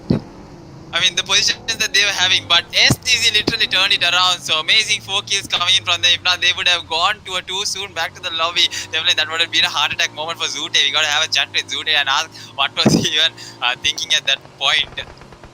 To be honest, those were some Bruce Lee reaction speeds. I'm telling you, those were some Bruce Lee reaction speeds. If he wasn't that quick, if he had gone down, it would have been a completely different story. But Zute just really punishing DVB for not connecting with their shots. But now we see a 3-way engagement going on between SDMC. We have Num Num Juice as well as Mount Olympus in the general area. So we might be seeing a 3-way fight going in. And with that, we do see 187 once again getting taken out. The entire team might have been eliminated this time by the side of Bullet Track while they were rotating in the board. So with that, we'll be taking a look at this fight between SDMC and NNJ. So NNJ right now holding the line, making sure that SDMC aren't able to advance too far forward. They did lose 1, and with that we do see Mahu getting shot in by Fool there, so not looking in the back at the moment, getting shot. And with that, Guardian holding his position. He has the Tommy available, 50 bullets ready and waiting, and with that he gets shot from the back. He gets taken out by Zagats, and now the entire side of Num Num Juice just falling apart because they are stuck between 2 different teams. And now I think SDMC should have an idea that something is going on and they have an advantage here, 4 vs 2 situation. Will they be able to save Guardian is a question. Tom hesitating a little bit at the moment, doesn't want to make a move, doesn't want to put himself in danger. And with that, Zagat gets spotted out, and Fool, instead of spraying, he's going to go for the tap fire to make sure that he connects with some bullets at least. And then Simanto showing himself, and what a beautiful spray coming in from Fool. Is he going to be able to get the full kill? No, he is not. And he first time initially he was like, okay, let's step fire. Second time he's like, no, I can control this. Sprays it and gets the kill, gets the knock actually. So great stuff coming in from him. And now Psycho needs to be picked up by Fool. Fool should be able to easily pick him up. Hopefully, if there is no other team looking to third party. So with that, Jelly right now looking for the rest of Nam Nam Juice. Nam Nam Juice being able to recover all 4 of their players in the meantime. STMZ, they have lost that shot. So definitely not in the greatest position. They have to slow down their momentum. Right now it's stuck in a 3-way as far as we can see. So with that, we'll be moving on to the Blade team, who's going up against the side of TD. TD, they've lost 2 of their players already, and they were your winners for the Miramar game. Let's see if they can make an escape. So Blade, Kesh this time is going to destroy that tree, going to destroy the roof as well. So the bullet's not connecting with the player that was able to jump to the left side, which is going to be Japana. And with that, Whiskey as well as Devil are going to be taking those anchors, and in the end Whiskey does get taken out by Devil. The zone does come in, but it's only the 3rd zone, so they can definitely spend some time here if they want to. But Whiskey, I don't think he'll be able to survive for too long. They need to try and secure the 2 kills on the side of TD as well. So with that, that's exactly what they're going to try to do. But immediately TD Devil is going to look to pressure. I don't think he'll get that opportunity to, but we can see Fang just making a huge left rotation right here, trying to make an angle or create an opportunity. Doesn't see Devil though. He's not paying attention. He might get taken out by Devil. Now he spots Devil out, so now he's moving into cover. So good opportunity going down there for Devil to try and take down Fang here, probably paying attention to a complete different side. Maybe he went back into the building as well. So with that, I don't think they're going to be able to pick up Whiskey, and what they're going to do is they're going to start rotating in. They do manage to get only 1 kill from the TD side for some reason. I'm not sure why. Maybe the other player might be getting picked up, or maybe he might bleed out very soon. But in the end, the Blade team deciding to move into the zone and let the side of TD live to fight another day for the moment. I think they are picking up the other player at the moment, not knowing whether the Blade team has basically finished up. And with that, the SCC going up against Infinity Club at the moment, and we'll be taking a look at the ISL team. They haven't moved too far. They're still just outside the bridge near Ruins as far as we can see. So they like playing this position. It's a very good position for them. They know how to play it inside and out. And with that, Jimmy is able to bring down Error, as well as another kill coming in from Azwin onto another player from the BT side. So great stuff coming out from them. They were able to secure 2 kills for themselves. So let's see whether they can add even more. We can see even Nemo stuck once again on the high ground here. Has no way of coming down the hill. He might get stuck into the zone, and then he might probably go down as well. So let's see whether he's going to be able to make a change for his team. We do have team number 24, the Soldiers team, coming in. Azwin does get taken out by Batman here, who went onto the high ground, and with that, the Soldier team now making their advances forward. Razor should be able to pick up Azwin as far as we can see. Jimmy moving to the right to hold down this bridge, make sure that they make it as difficult as possible for the side of the Soldiers team. So currently sitting in at 28 with only 71 points. So they haven't had a really good performance at all. And with that, we can see Jimmy moving to the right, making a very risky play, almost goes down, survives with literally 1 HP. He only has 1 HP. If someone comes and blows him in the ear, he's going to fall over and die. So anyway, with that, we'll be taking a look at Moha. They have managed to re-knock Razor once again. So will they be able to recover is the question. ISL now in a very strong position as far as we can see. And with that, the OPEX team looking to pressure TD once again. So they just managed to get into the zone. So there's a good chance for them to get these kills. So once again, TD with only Japana left. Last time we did see him manage to clutch it out and win it for his team. Can he do it this time as well? He's getting third party from a completely different angle. Looks like Mount Olympus as far as I can see. So Japana trying to find some cover. He's going to be prone here. I don't think they'll be able to locate him. But with that, Hunter does get a kill onto his name. And with that, Japana stuck in the water. But he can definitely stand up there if he goes into the corner. So he might be able to return fire if he wants to. But with that, Unknown moving forward to scout in the area and finally runs into the Mount Olympus team. He should be going down here very soon. He does, and that's going to be the in-game leader of the OPEX side getting taken out, not being too sure of the positioning coming out from the side of OPEX. And now Toxin deciding to swim across by getting into the water. So might be a very dangerous play coming out for them. Let's see whether OPEX is able to get out of that situation or whether they'll be able to swim their way into the zone. And now once again, the Soldier team, we are resuming the fight against ISL, but they are able to swim across into the other side, and that's exactly what Crypto is going to do as well. But ISL already finding very good positioning as far as we can see onto that hill there. So with that, Razor is watching. So if Soldiers are not careful, they can definitely get punished here. So we only see Moha as well as Marsh, who have been able to make it in. And as far as you can see, Razor losing his helmet as well, going down twice. So he's not going to be too happy about that. He needs to find a kill, maybe get a helmet as well, but that's obviously easier said than done. So we do see Oxy in the zone once again, and I think last time we saw Nemo. I'm not 100% sure whether Nemo made it in, but with that, once again coming into the Blade team, this time facing off against Nam Nam Juice Guardian in the face. Beautiful peek coming out from him, bringing down Blade Fang before he could throw the nade in at all. So will he be able to survive is the question. Once again, jumping over is going to be another player from the side of Nam Nam Juice. So let's see whether the nade is going to connect. Looks like it's going to be going into almost went into the roof right there, given how we could see it. But with that, another beautiful nade coming in. Let's see whether he's going to be able to get the knock on Tom. He does get a beautiful nade onto Tom, so making sure that he gets that knock. He needs to heal up. None of just having a few more players, and with that, Boyka getting third-partied as well. Needs to basically prone in the open. And with that, I think Mount Olympus or someone was able to steal the kill there after he got the knock on to Tom. I'm not 100% sure, but with that, the FN1 team right now being gatekept by the side of Mount Olympus, who currently have 3 kills, and beautiful spray coming in from Beidou there to finish off the FN1 team. So they're going to be done for. And with that, we do see SCC also getting into a little bit of an engagement. They're going to be able to secure a few more kills themselves. And with that, now once again, we're taking a look at Aksam. Let's see whether they can do anything here. They do have the OPEX team right behind them alongside team number 16 as well, which was the TD team. And we can see the FN1 team finally getting eliminated. We can see SCC on the high ground as well. Mifzal was the player that we spotted out. And once again, it's going to be Aksam taking a look at the side of OPEX, just being able to make sure that they don't get a free rotation. But immediately Aksam gets taken out by Torta here with a long range spray. And with that, they need to try and pick him up. For sure, he's not going to bleed out anytime soon. They do have time. He's in cover as well. So might not even need to use a smoke, to be honest, to try and recover him unless another team does come and try to pressure them. But as far as you can see, Torta from a very, very far range was able to knock him down very cleanly. Obviously, the prone spray coming in handy right there. So once again, he's going to be adjusting his scope right there, looking in different directions, making sure that they have a free rotation without getting pressured by other teams. We have Mifzal, who's currently sitting almost right in the middle of the zone. So he needs to be very, very careful not to get spotted out by another team. And now ISL team, they look to rotate as well.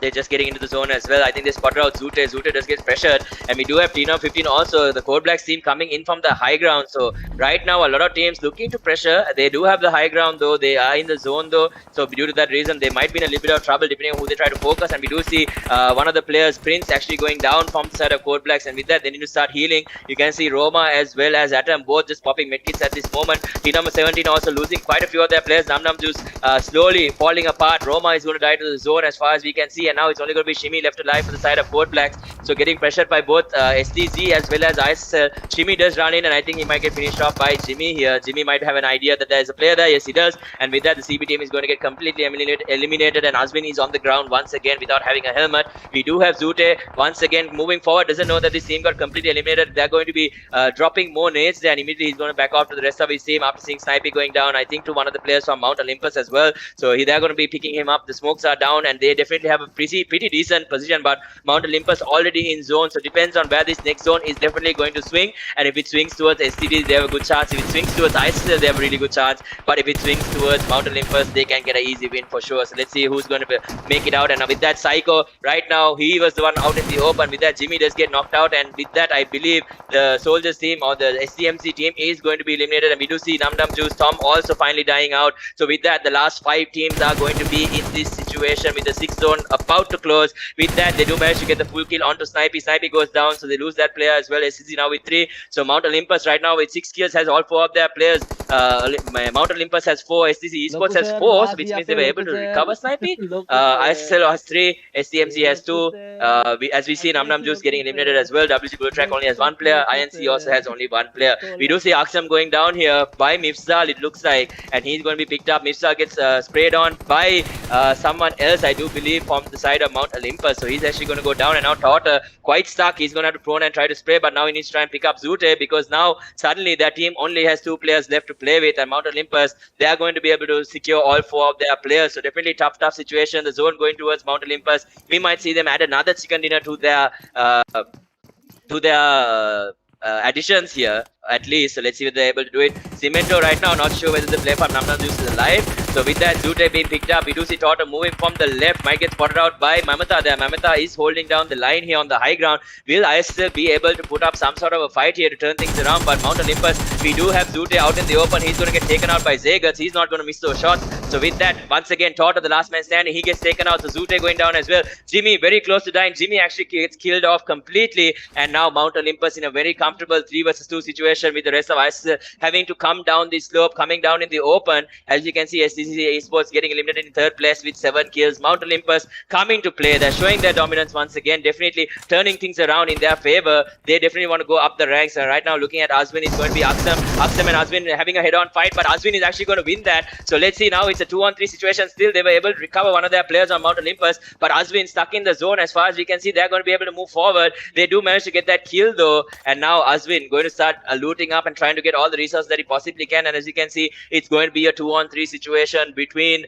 Mount Olympus and ISSL. Who is going to take the winner chicken dinner here is going to be the question. Zagat has a good angle, Simanto has a good angle, and Mamata currently stuck. But to be honest, Mamata has the zone, so all they need to do is trying to get Azwin back to Mamata, and maybe then they can start pressuring. Let's see whether ISSL is going to take the victory. So Molly's coming out, Nate's coming out right now. They're going to try and use any sort of advantage that they can. Azwin holding a completely different angle, not going to be coming back to Mamata because they know that the side of Mount Olympus need to come out in the open. So Mamata needs to play this carefully. He needs to play this smart, otherwise it's going to be a huge problem. Azwin stuck in the zone as far as we can see. He's going to be pushing up right now, getting stuck here. Pre-fire coming in for Mamata. He's going to reload once again. Who is going to win it here? Is it going to be Mount Olympus? One goes down. The second one almost goes down. Mamata needs to heal, but Azwin is down with the support. There who's going to take the victory?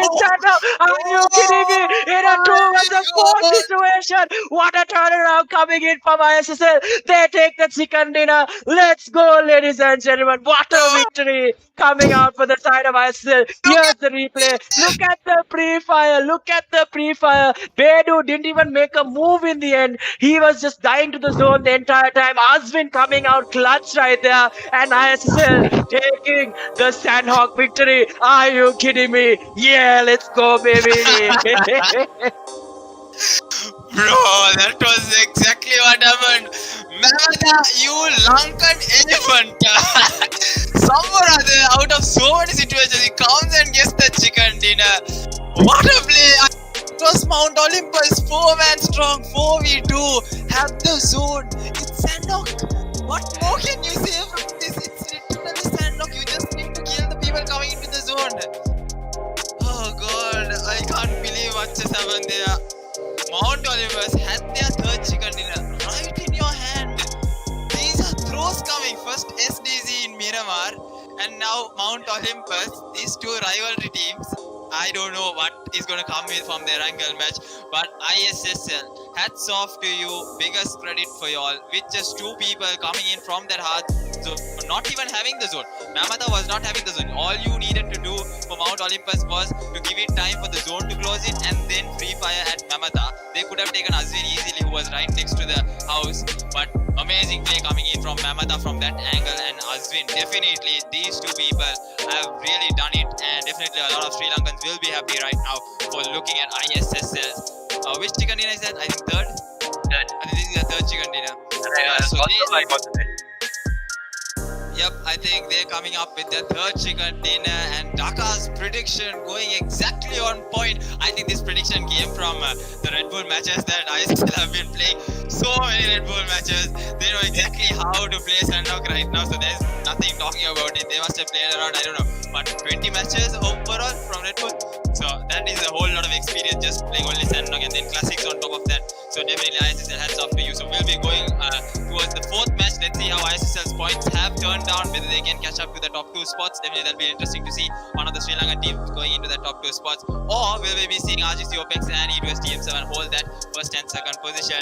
What a chicken dinner coming in from ISSL. Definitely Mamata, what a beast to lead the team into getting that chicken dinner. So we'll be back with the Erangel match. So stay tuned guys, don't go anywhere.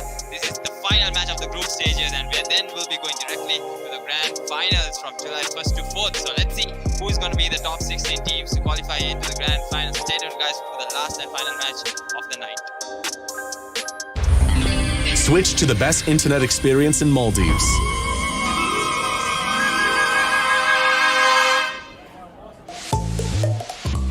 Because it's not fun when your internet's slow. Have less buffering, more fun.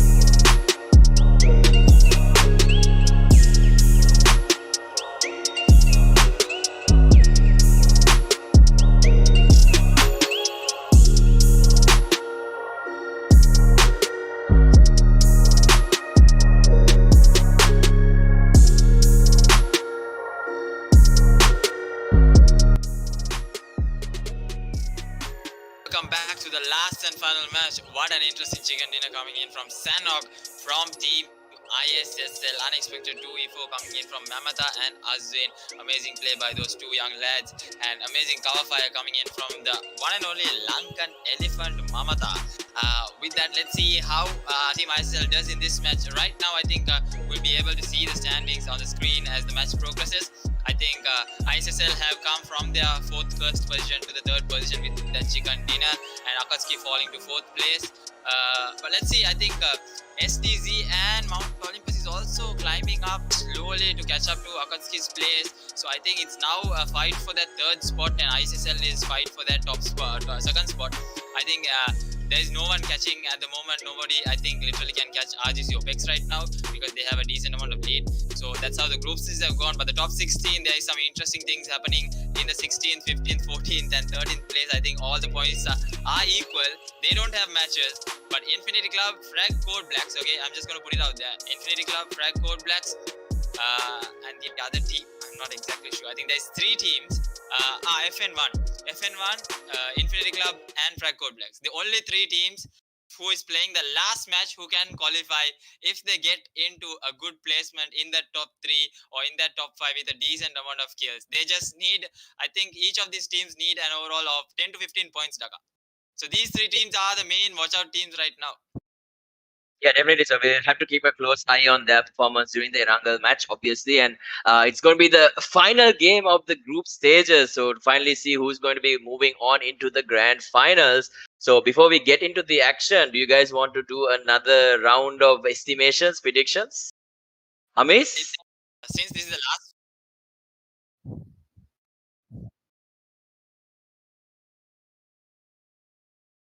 Okay, so Hamiz's money is on 187. Adil?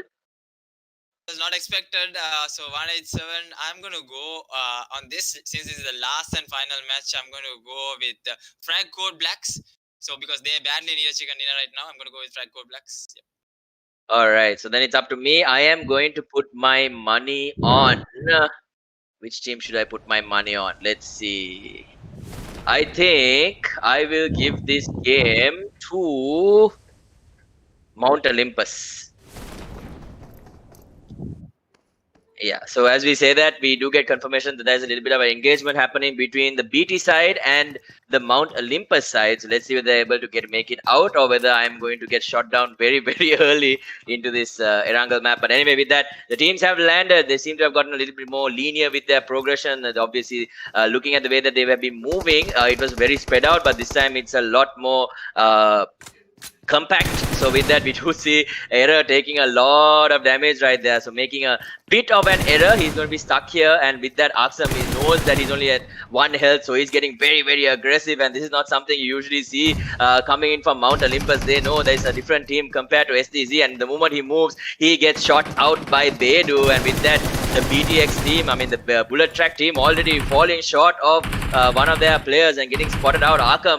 Arkson actually already even has an M24 with a 6 scope, so he's looking to actually get a beautiful headshot onto one of them. So with that, Scout is on the roof. He's going to give away his position. He's going to peek once again, trying to take the shot. Doesn't take it though, and with that, he's going to be able to get back into cover right there, not basically taking any sort of engagement with Arkson right there. And they are getting really aggressive, and this is not usually what we see from Mount Olympus, but they're basically taking a page out of the OPEX team's aggression right here, and they're pushing forward. And he actually has the M24 in hand while pushing into the building that he was in, so he's going to be using it like a shotgun, it looks like. So not even switching to the M4 at the moment. Maybe he's out of ammo, I don't know, but with that, let's see how he does. He's going to be start pushing up and trying to corner Scout here, having total control of this area. Is he going to try and no-scope headshot him is the question. Is this going to be the first no-scope headshot that we will see? And with that, we do see Nemo on the high ground. We do see Swaggy as well on the right, trying to cover Scout at the moment, but he's going to go on to the high ground at the moment. He's going to be Arkson. So what is he going to do?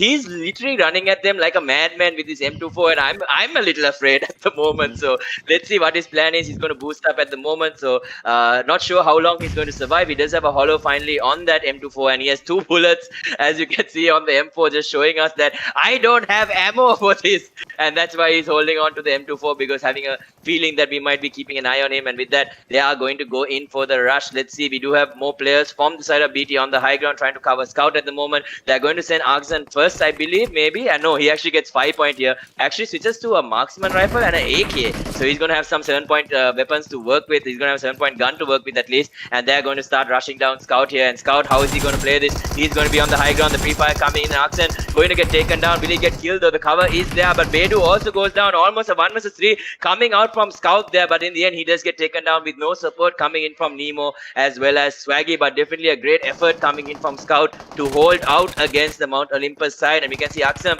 just making sure that they can't really provide any sort of support. And that's the reason that he was almost able to get away with that. And we can see Nemo now pushing out in the open. But Axiom missing a lot of shots there with the UMP. And Nemo is going to be able to push into that building, try and pressure Mount Olympus with 2 of their players down at the moment. So with that, he's going to move upwards and he's going to get taken out by Simanto, it looks like, and he's going to get killed off. And with that, the BT team only having Swaggy left. And Swaggy, he knows that there isn't much he can do. He's going to start moving up and aggressively. And with that, Aksam also going to be moving up.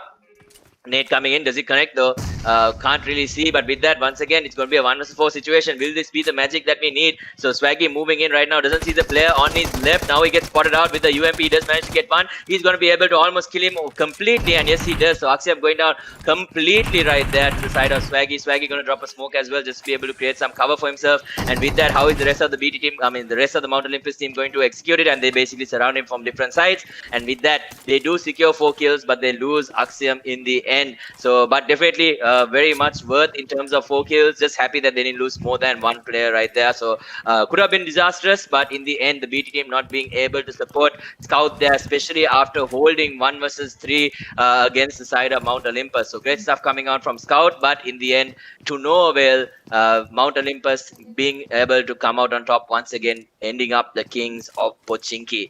So definitely a very interesting fight, but in the end I think they lost 1 player for no reason right there. Everyone else was healing, but obviously taking the risk but not paying off, losing that 1v1 up against Swaggy YT right there. So with that, we do see 2 teams finally getting eliminated in this final game. Squadrons obviously not taking part after a few team issues that they did face. So now we are in the basically the last 14 teams in this Erangel map, and it's going to be a waiting game from here. So let's see who's going to be able to come out on top in this final game of the group stages. Definitely a lot to play for, and I think the 3 teams that Monkey did mention was Code Blacks, and what were the other 2 teams, Monkey?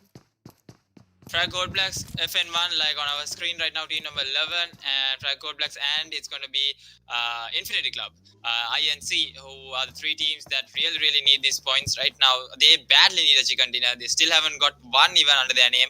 So let's see if they are able to do something. But right now, I think SDZ and Mount Olympus is fighting for that 4th spot, as they are in 5th and 6th. But let's see. I think either one of these teams have really, I think Mount Olympus, from this day, they have literally got a lot of points under their name, coming in 2nd, and I think 1 chicken dinner also today. So let's see how the matches go in. We still have the predictions to go in. I'm expecting high hopes for Frag Code Blacks, and definitely Hami's bet on 187, and yours on, who was it? Mount Olympus. Let's see how it goes. I mean, so far they're off to a pretty decent start. The only thing was they lost 1 of their players. If they actually got those 4 kills without losing 1 of their players, they would be in a really strong spot. But obviously, you know, some things just don't work out the way you expect them to do. But I mean, we've seen them do really well with even 3 players. So let's see whether they can carry it out to the late game. They were the winners in the previous Erangel map, and they did it with 3 players. So let's see if they can do it again. Maybe a repeat telecast. Obviously very difficult to ask for something like that, but let's see how it turns out. I mean, anything can happen, and you know, that's something that everyone definitely is going to be expecting. So with that, FN1 team right now very quiet. So let's see how they do. But anyway, they are in a bit of a difficult spot. They're under a lot of pressure. I mean, they are trying to get as many points as they possibly can to get into that top 16. It's their last and final chance that they are going to get. So let's see whether they are going to be able to execute or not. But with that, with the rest of the team, as you can see, rotating all the way out towards the water city, they're going to start looting up here. So they are going to be able to hold this area. And as far as I know, from this group, not many teams really land in Rozhok as well. So that's another location that some teams could have utilized. But we do see the STMC team coming in close. They're quite spread out at the moment. You can see Horse as well as I think Nisal, who was here. They're completely at least 200 meters apart from the rest of their team. So if anything happens, it might be really, really difficult for them. Anyway, with that, let's see how they do perform in the end of the day. And with that, everything being very, very quiet, I think Code Black's team also usually going to their normal spot, which is near Yasna. So it's going to be interesting to see how the late game definitely pans out. The first zone now starting to finally close. So we'll be slowly getting into the action as time progresses. And with that, still taking a look at the FN1 team, we're just looking at them looting up and gearing up. I don't think they have an idea that the STMC team is close by in that squad house. So they might get taken by surprise. And if both of these players do go down, that's going to be 2 free kills going the way of STMC. And finally, we can see Gudda just making a rotation and trying to scout out whether there is a team from the side of at least whether there's a team. I mean, obviously they can't say whether it's STMC or what team it is, but end of the day, if they can spot out that there's a team there, they can at least try to rotate and get into a safe spot here. So Gudda actually going to leave behind his teammate and try to escape as soon as possible, and that is definitely going to be played with him, and he's going to try and meet up with the rest of his team. He does take 1 bullet to the body there, but he's able to drive away very, very safely. But now his other teammate Sandbox needs to be very careful. So looks like he's able to make it safely as well. So both them going to be on their merry way, going back to their team after they've looted up and gathered what they could at this current situation. So definitely falling under a little bit of fire, but in the end they're able to make it out safely. So great stuff coming in from FN1 for the moment to at least try and survive. And with that, the STMC team, they are going to be chilling at the moment, and now we'll be coming to the SDZ team, who have decided to move on towards the quarry side of things here in Erangel. So let's see how they perform once again. I mean, they have the high ground here. I think they're just outside. They're near the hill near George Pool for sure. So with that, looks like Mifzal is just going to be looking to scout out and see whether there's any teams in the nearby area. As you can see, just has that 4-scope, has the DP, obviously one of Monkey's favorite weapons. So let's see how he utilizes this. Maybe he can learn a thing or two. Who knows? I mean, there's always great ways to learn, especially from players of this level, especially by either watching. You can either watch, you can either do, or you can see. So either way, I mean, you can either watch, do, or listen to instructions. Those are the 3 ways that you can learn something, if I'm not mistaken. I can't 100% remember what the exact wordings was, but yeah. But it's definitely not monkey see, monkey do. That's all I will say. So with that, we'll be coming into the SSL team. They're driving away from a little bit of danger right there, almost running into one of these teams that were holding or posturing on the high ground. And with that, team number 15 also very close by. So the CB team, Code Black's team, if they can manage to take out the ISSL team, that's going to be one of those top teams that they can get rid of. So currently, as you can see, ISSL, now another team that might be able to contend for 200 points. They're currently at 181 and in 3rd place overall. So with that previous chicken dinner, they must be feeling really, really, really good. So they have been very consistent in their performance in terms of placement, in terms of kills. They've been just doing amazingly well throughout. So let's see once again if they're able to do it. So INC, another team that needs to try and get kills and get a good position to get into a positive into the top 16. So 2 teams that need a lot of points and a lot of kills are very close by to each other, which is going to be the CB team as well as the INC team. ISL obviously very comfortably in that top 16. So they need to be, definitely they need to keep an eye out. They need to watch out and be very, very careful. I mean, this is where we saw the previous zone also end. So will it be another repeat telecast on Erangel is the question. But we can see Mamata once again, the elephant of Sri Lanka, the Sri Lankan elephant, looking to stomp on his victims at the moment. So let's see whether he can get the high ground and start getting some conversions in terms of points. But anyway, with that, let's see whether they're able to do anything really, really well. Right now, we can see Jimmy just trying to chill in the vehicle at the moment. I think a lot of teams are heading their way, so they need to be very careful and make sure that they don't get sandwiched from different directions and fall into some sort of a predicament. So that is definitely something they'll be watching out for. So with that, we'll be taking a look at the rest of the team. So now moving on into the Code Black side of things, we do have the Soldier team on the low ground there, as we can see. And with that, they do have team number 12 right in front of them as well. And I think team number 17 is also in the general vicinity as far as we can see. But Code Blacks right now looking to play it very safe. As you can see, they're in 22nd place. But if they can get a chicken dinner with some kills, they can definitely they can definitely make it into the top 16. So there's definitely a huge chance, because we did see Mount Olympus jumping from 24th place to 15th place with just 1 second dinner. So very much possible for them. All the teams are very, very close by in terms of points. So they only need, I think, about 113 or 114 points if they want to get into that top 16. So let's see if they're able to do it or not. And with that, going to be scouting out is going to be Atom. Obviously, a lot of these teams using the DP as well to their advantage. Definitely something you won't be able to use or utilize in any other map. So with that, as we can see, Mount Olympus still in Pochinki. They're settling down there. They'll be looking to rotate in a little bit later. Rozhok also held down, and as you can see, ISL looking for that middle point. But what a shift from the zone, going all the way to the left. Definitely not what everyone was expecting. They were expecting it to close towards, I think, more towards the 70 side than the shooting range side. But already we can see the team starting rotate. ISL as well as INC already looking to make their rotations, but they can run into both the FN1 team as well as the Nam Nam Juice team as well as the Code Blacks team. So definitely there are teams looking to get into that great position like Adil was mentioning, and Code Blacks just managed to drop off a little bit early, looking for maybe anyone who might be looking to rotate in. They might be able to spot team number 70, Nam Nam Juice, on their left, but no, he gets into the vehicle immediately and starts rotating. They don't want to try to take any sort of chances as far as I can see, and with that, Shimi going to be getting into the vehicle, I believe, with Aroma, and they're going to start rotating. No, they actually not going to rotate anymore. They're just going to be looking and scouting. We do see Jimmy going down at the moment. So Jimmy now currently getting picked up. I believe it was the FN1 team was able to get a knock, or maybe the Nam Nam Juice team.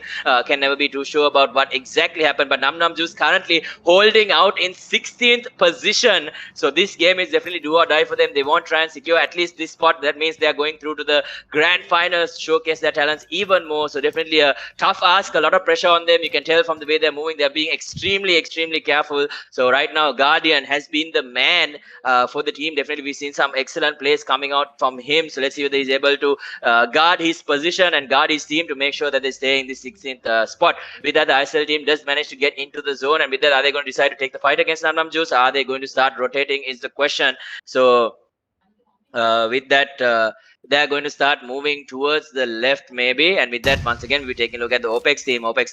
We do see Unknown throwing down a nade here, or maybe a smoke.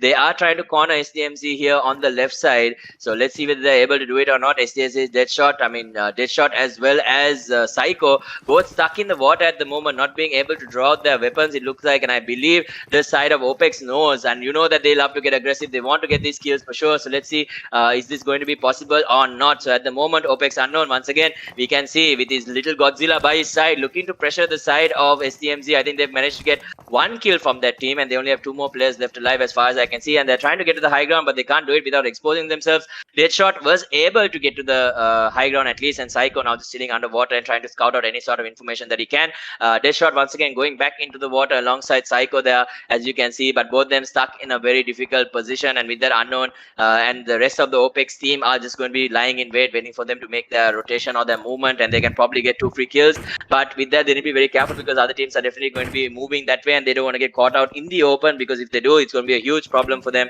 And let's see how they execute the plan. So as you can see, Crypto, he's in a complete different area. He has managed to get away. Actually, the SLDR team hasn't even lost a single player, so not sure where OPEX got their kill from. And with that, Crypto once again looking around and just trying to make sure that everything is safe. He and I think his teammate might be Marsh, might be in a little bit of trouble here. He does take quite a bit of damage, and with that, the Blade team securing 2 kills as well onto the side of 187, I believe. So they do lose 2 of their players as well. So Blade, once again, they have been doing well in terms of how they've been doing their gunfights, but it's just that decision making that has been letting them down quite a bit. So their passiveness is what's throwing off their game and basically not allowing them to proceed further into the game. Anyway, with that, let's see how they perform.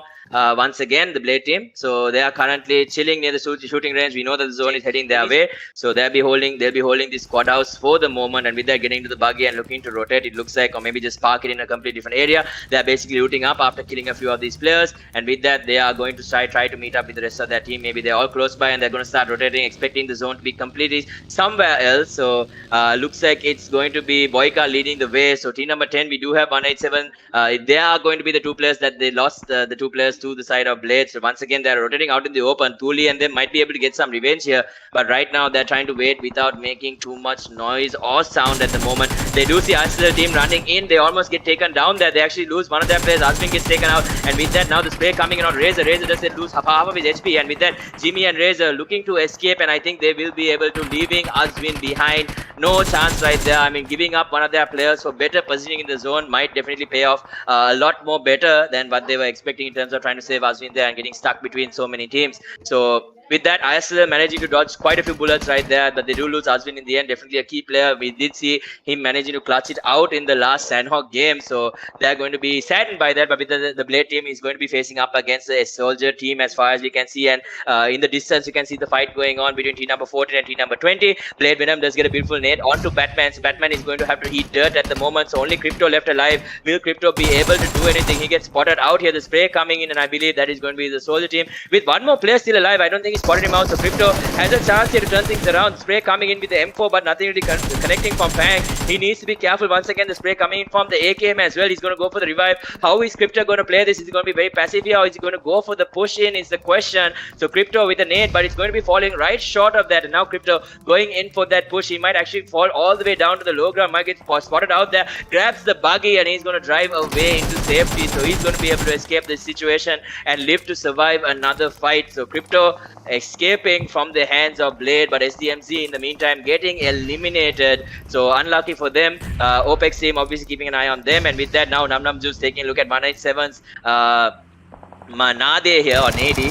With that, not exactly sure where Thuli might have been, and with that, Mahu actually getting stuck between the vehicle there. They don't know that Thuli is hiding there. Now the Blade team looking to pressure Mahu, but he's able to get to the other side without getting taken out. And with that, Tom is going to drop the smokes here to make sure that they have some sort of cover to work with, and Aki as well as Tom going to be healing up in this corner. They still don't know that Thuli is in this little compartment on the other side. The moment they go in, it's going to be surprise. So let's see whether they are going to be able to do anything here. The Molly does come down onto them, but it's not going to connect. I believe Thuli might have been the one to throw the Molotov, or maybe someone else. It might have been Mahu actually goes down in the meantime, and with that we do see INC losing Joni here to one of the players from Team Destiny, and meanwhile INC recovering, trying to pick up Resha here. Resha does get picked up, and once again Devil coming in. He prones out, but he misses most of his shots, so Iran is able to get the kills, and with that INC they need to try and get the revive as well. So Johnny quite low, and in the end Iran is able to save the day. They do get 4 kills. They have 3 players, so they are in a pretty decent spot once again. So great stuff coming in from INC. Iran saving the day for his team, keeping them in contention for the top 16 spot. Let's see whether they're able to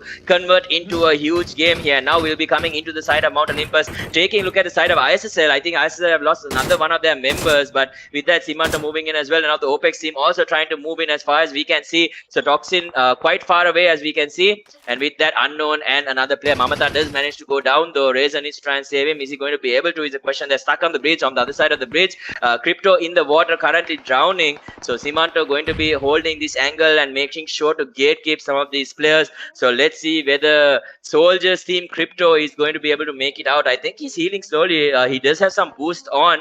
I don't think they managed to spot him out, and with that Crypto popping a medkit as well. So with that Thuli, the last man standing for the side of 187, and NNJ trying to find him, but they are unable to. So Tom and Aki are the 2 players here, and they need to move as well. The zone is coming in. It's the 5th zone. It's going to do a lot of damage. So is Thuli going to be able to secure these 2 kills, or is he going to go down? So Nam Juice right now, even their definitely their title or their chances to get into the top 16 might get hindered if they don't make it through. So with that, Thuli does get Tom there. So the fight has definitely broken out. Will he be able to get that final kill though is the question. Thuli right now in 1v1 against Aki, and Thuli both go down. It's a trade right there. Actually, Aki goes down to Blade's Venom. So really unlucky. Even Venom getting the kill on Thuli as well. So they don't actually finish up the fight. So Nam Juice as well as 187 both getting eliminated. And now Code Black's in a lot of trouble. They might get cleaned out, and they do by the side of SDZ. So SDZ going to take away the chances that the Code Black's team had, and they are not going to be too happy about that. Currently gatekeeping and holding off Mount Olympus as well, as far as we can see.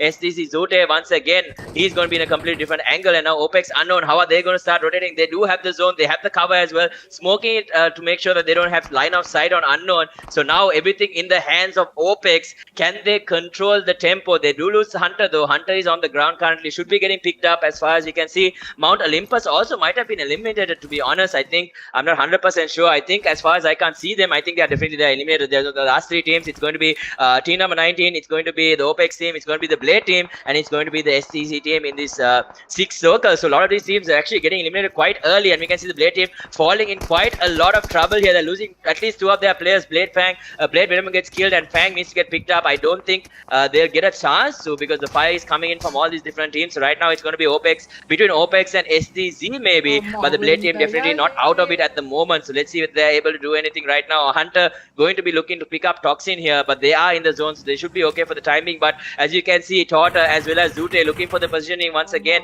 looking to pressure the side of OPEX, and with that Zute does manage to get into the zone. But as you can see, Allion is just on the outskirts. They are near the water, holding off against SCZ and their aggression at least. So if they can get close enough, they might be able to do something. But with that, Torta does go down. Blade Kesh actually getting a nice headshot onto Torta, so he's going to die to the zone. He's losing an opportunity to rotate in. So great shot coming in from Blade. The Blade team obviously fighting very hard to stay in this game for sure. So once again, SDZ, Zute looking for an opportunity, sees Hunter here, sprays down, gets Hunter as well. Hunter goes down. Will Toxin be able to do anything? He has the mini 14 with the 8 scope as well, trying to shoot under the vehicle, but no chance, not so whatsoever. And with that, Zute is going to hold off this position. The next zone also going the way of OPEX. So OPEX being blessed right now, and with that we can see Snipey with the ghillie suit moving forward. More smokes coming in, has the nades ready as well. If you can get the knock on to Unknown, they can play that position as well. But Unknown right now being the gatekeeper, being the guardian for the side of OPEX, and making sure that the side of SCC doesn't have a chance to move forward right now. Allion also hiding behind the rock, trying to provide some cover. He is also in the zone. He doesn't need to move up too aggressively. But with that, we do see Toxin going down once again to Zute. So Zute really putting on the pressure. Hunter reviving Toxin, Toxin reviving Hunter. And right now, it's a revive game happening between them. They need to try and get into the vehicle and start rotating in, because the zone will be closing in another 10 seconds or so. And meanwhile, SCC looking to pressure the side of Unknown. The smoke's coming down as well, not being able to spot out any of these players. And right now, Sniper gets caught out. Unknown is able to clear him out, so he reloads the AKM as well. Once again, having all 40 of these bullets, trying to finish off Snipey at the moment. The Blade team being very quiet right now, holding the high ground as well. But with that, Zute and Mifsal right now, the only 2 players left on the side of SCC. And now we have the sight on Allion as well, looking to spray down Zute. But Zute is getting stuck right there. Zone coming in as well. They need to make the advancement. With that, Mifsal is going to start rotating with the buggy. If they manage to knock down Zute as well, now it's a 1v1 between Mifsal and Unknown. Who's going to take the victory here? It's going to be Mifsal. Mifsal gets the kill onto Zute there. But I do believe he does get finished off by the other player coming in from Blade. So Blade Kesh is going to be able to finish off Mifsal, and with that, SCC is going to get eliminated. And now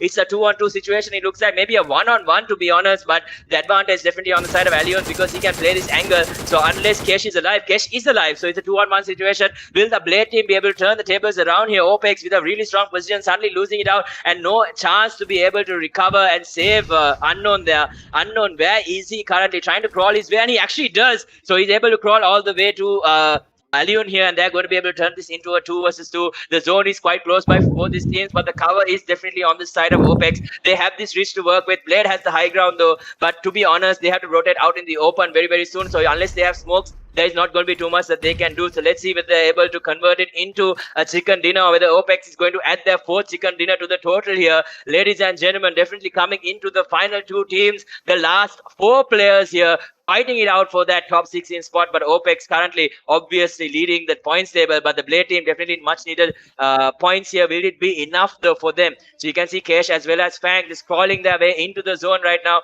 Will they be able to make it? Right now they can't spot them out. Everyone has basically taken everything out. I think with the Glassy they were able to spot out Fang here. Fang does fire, so they know exactly where he is. He spots out Kesh as well. Kesh gets taken out, and now I think this should be all OPEX every day, all day. Blade Fang, 1 more bullet away, and there we go. OPEX, ladies and gentlemen, with the winner chicken dinner, adding it to their 4th overall chicken dinner in this total in this game. And as you mentioned, I think Hamis bet on OPEX in the wrong game there. So he initially betted on them in the Sanhok game, but they definitely showed up in the Erangel match right there. So another chicken dinner going their way, and they're probably going to end up with like 230, maybe 240 points overall, leading the table by a huge margin.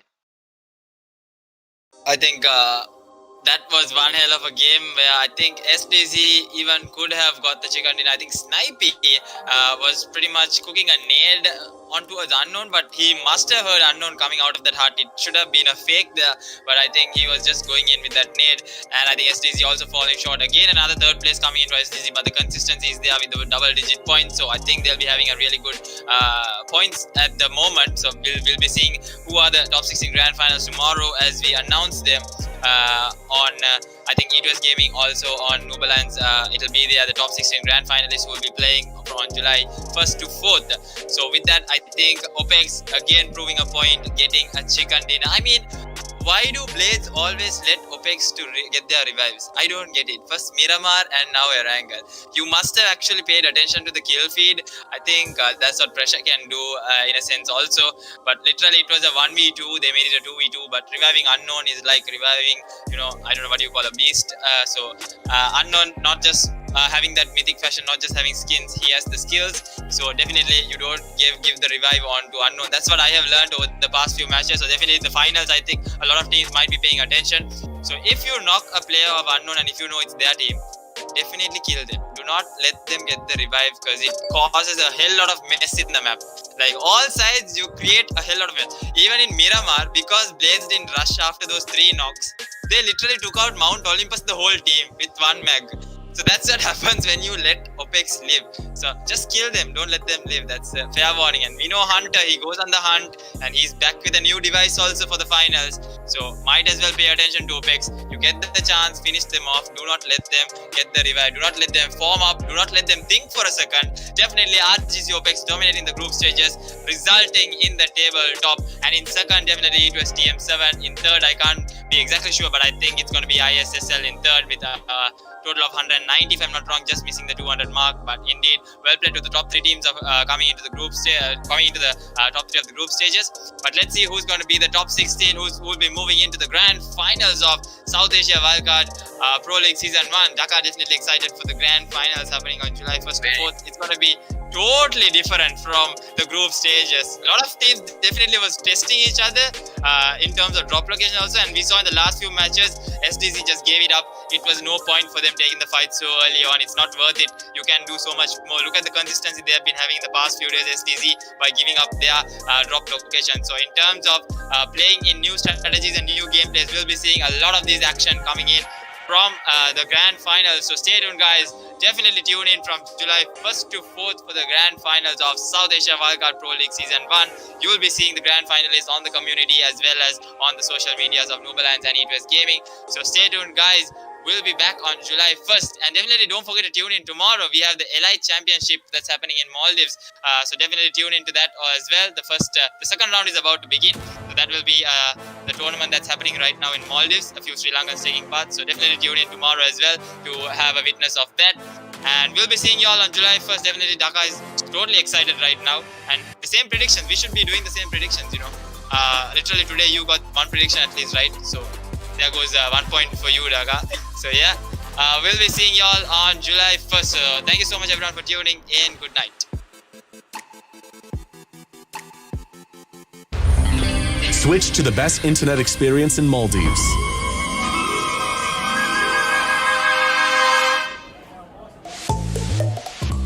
Because it's not fun when your internet's slow. Have less buffering, more fun.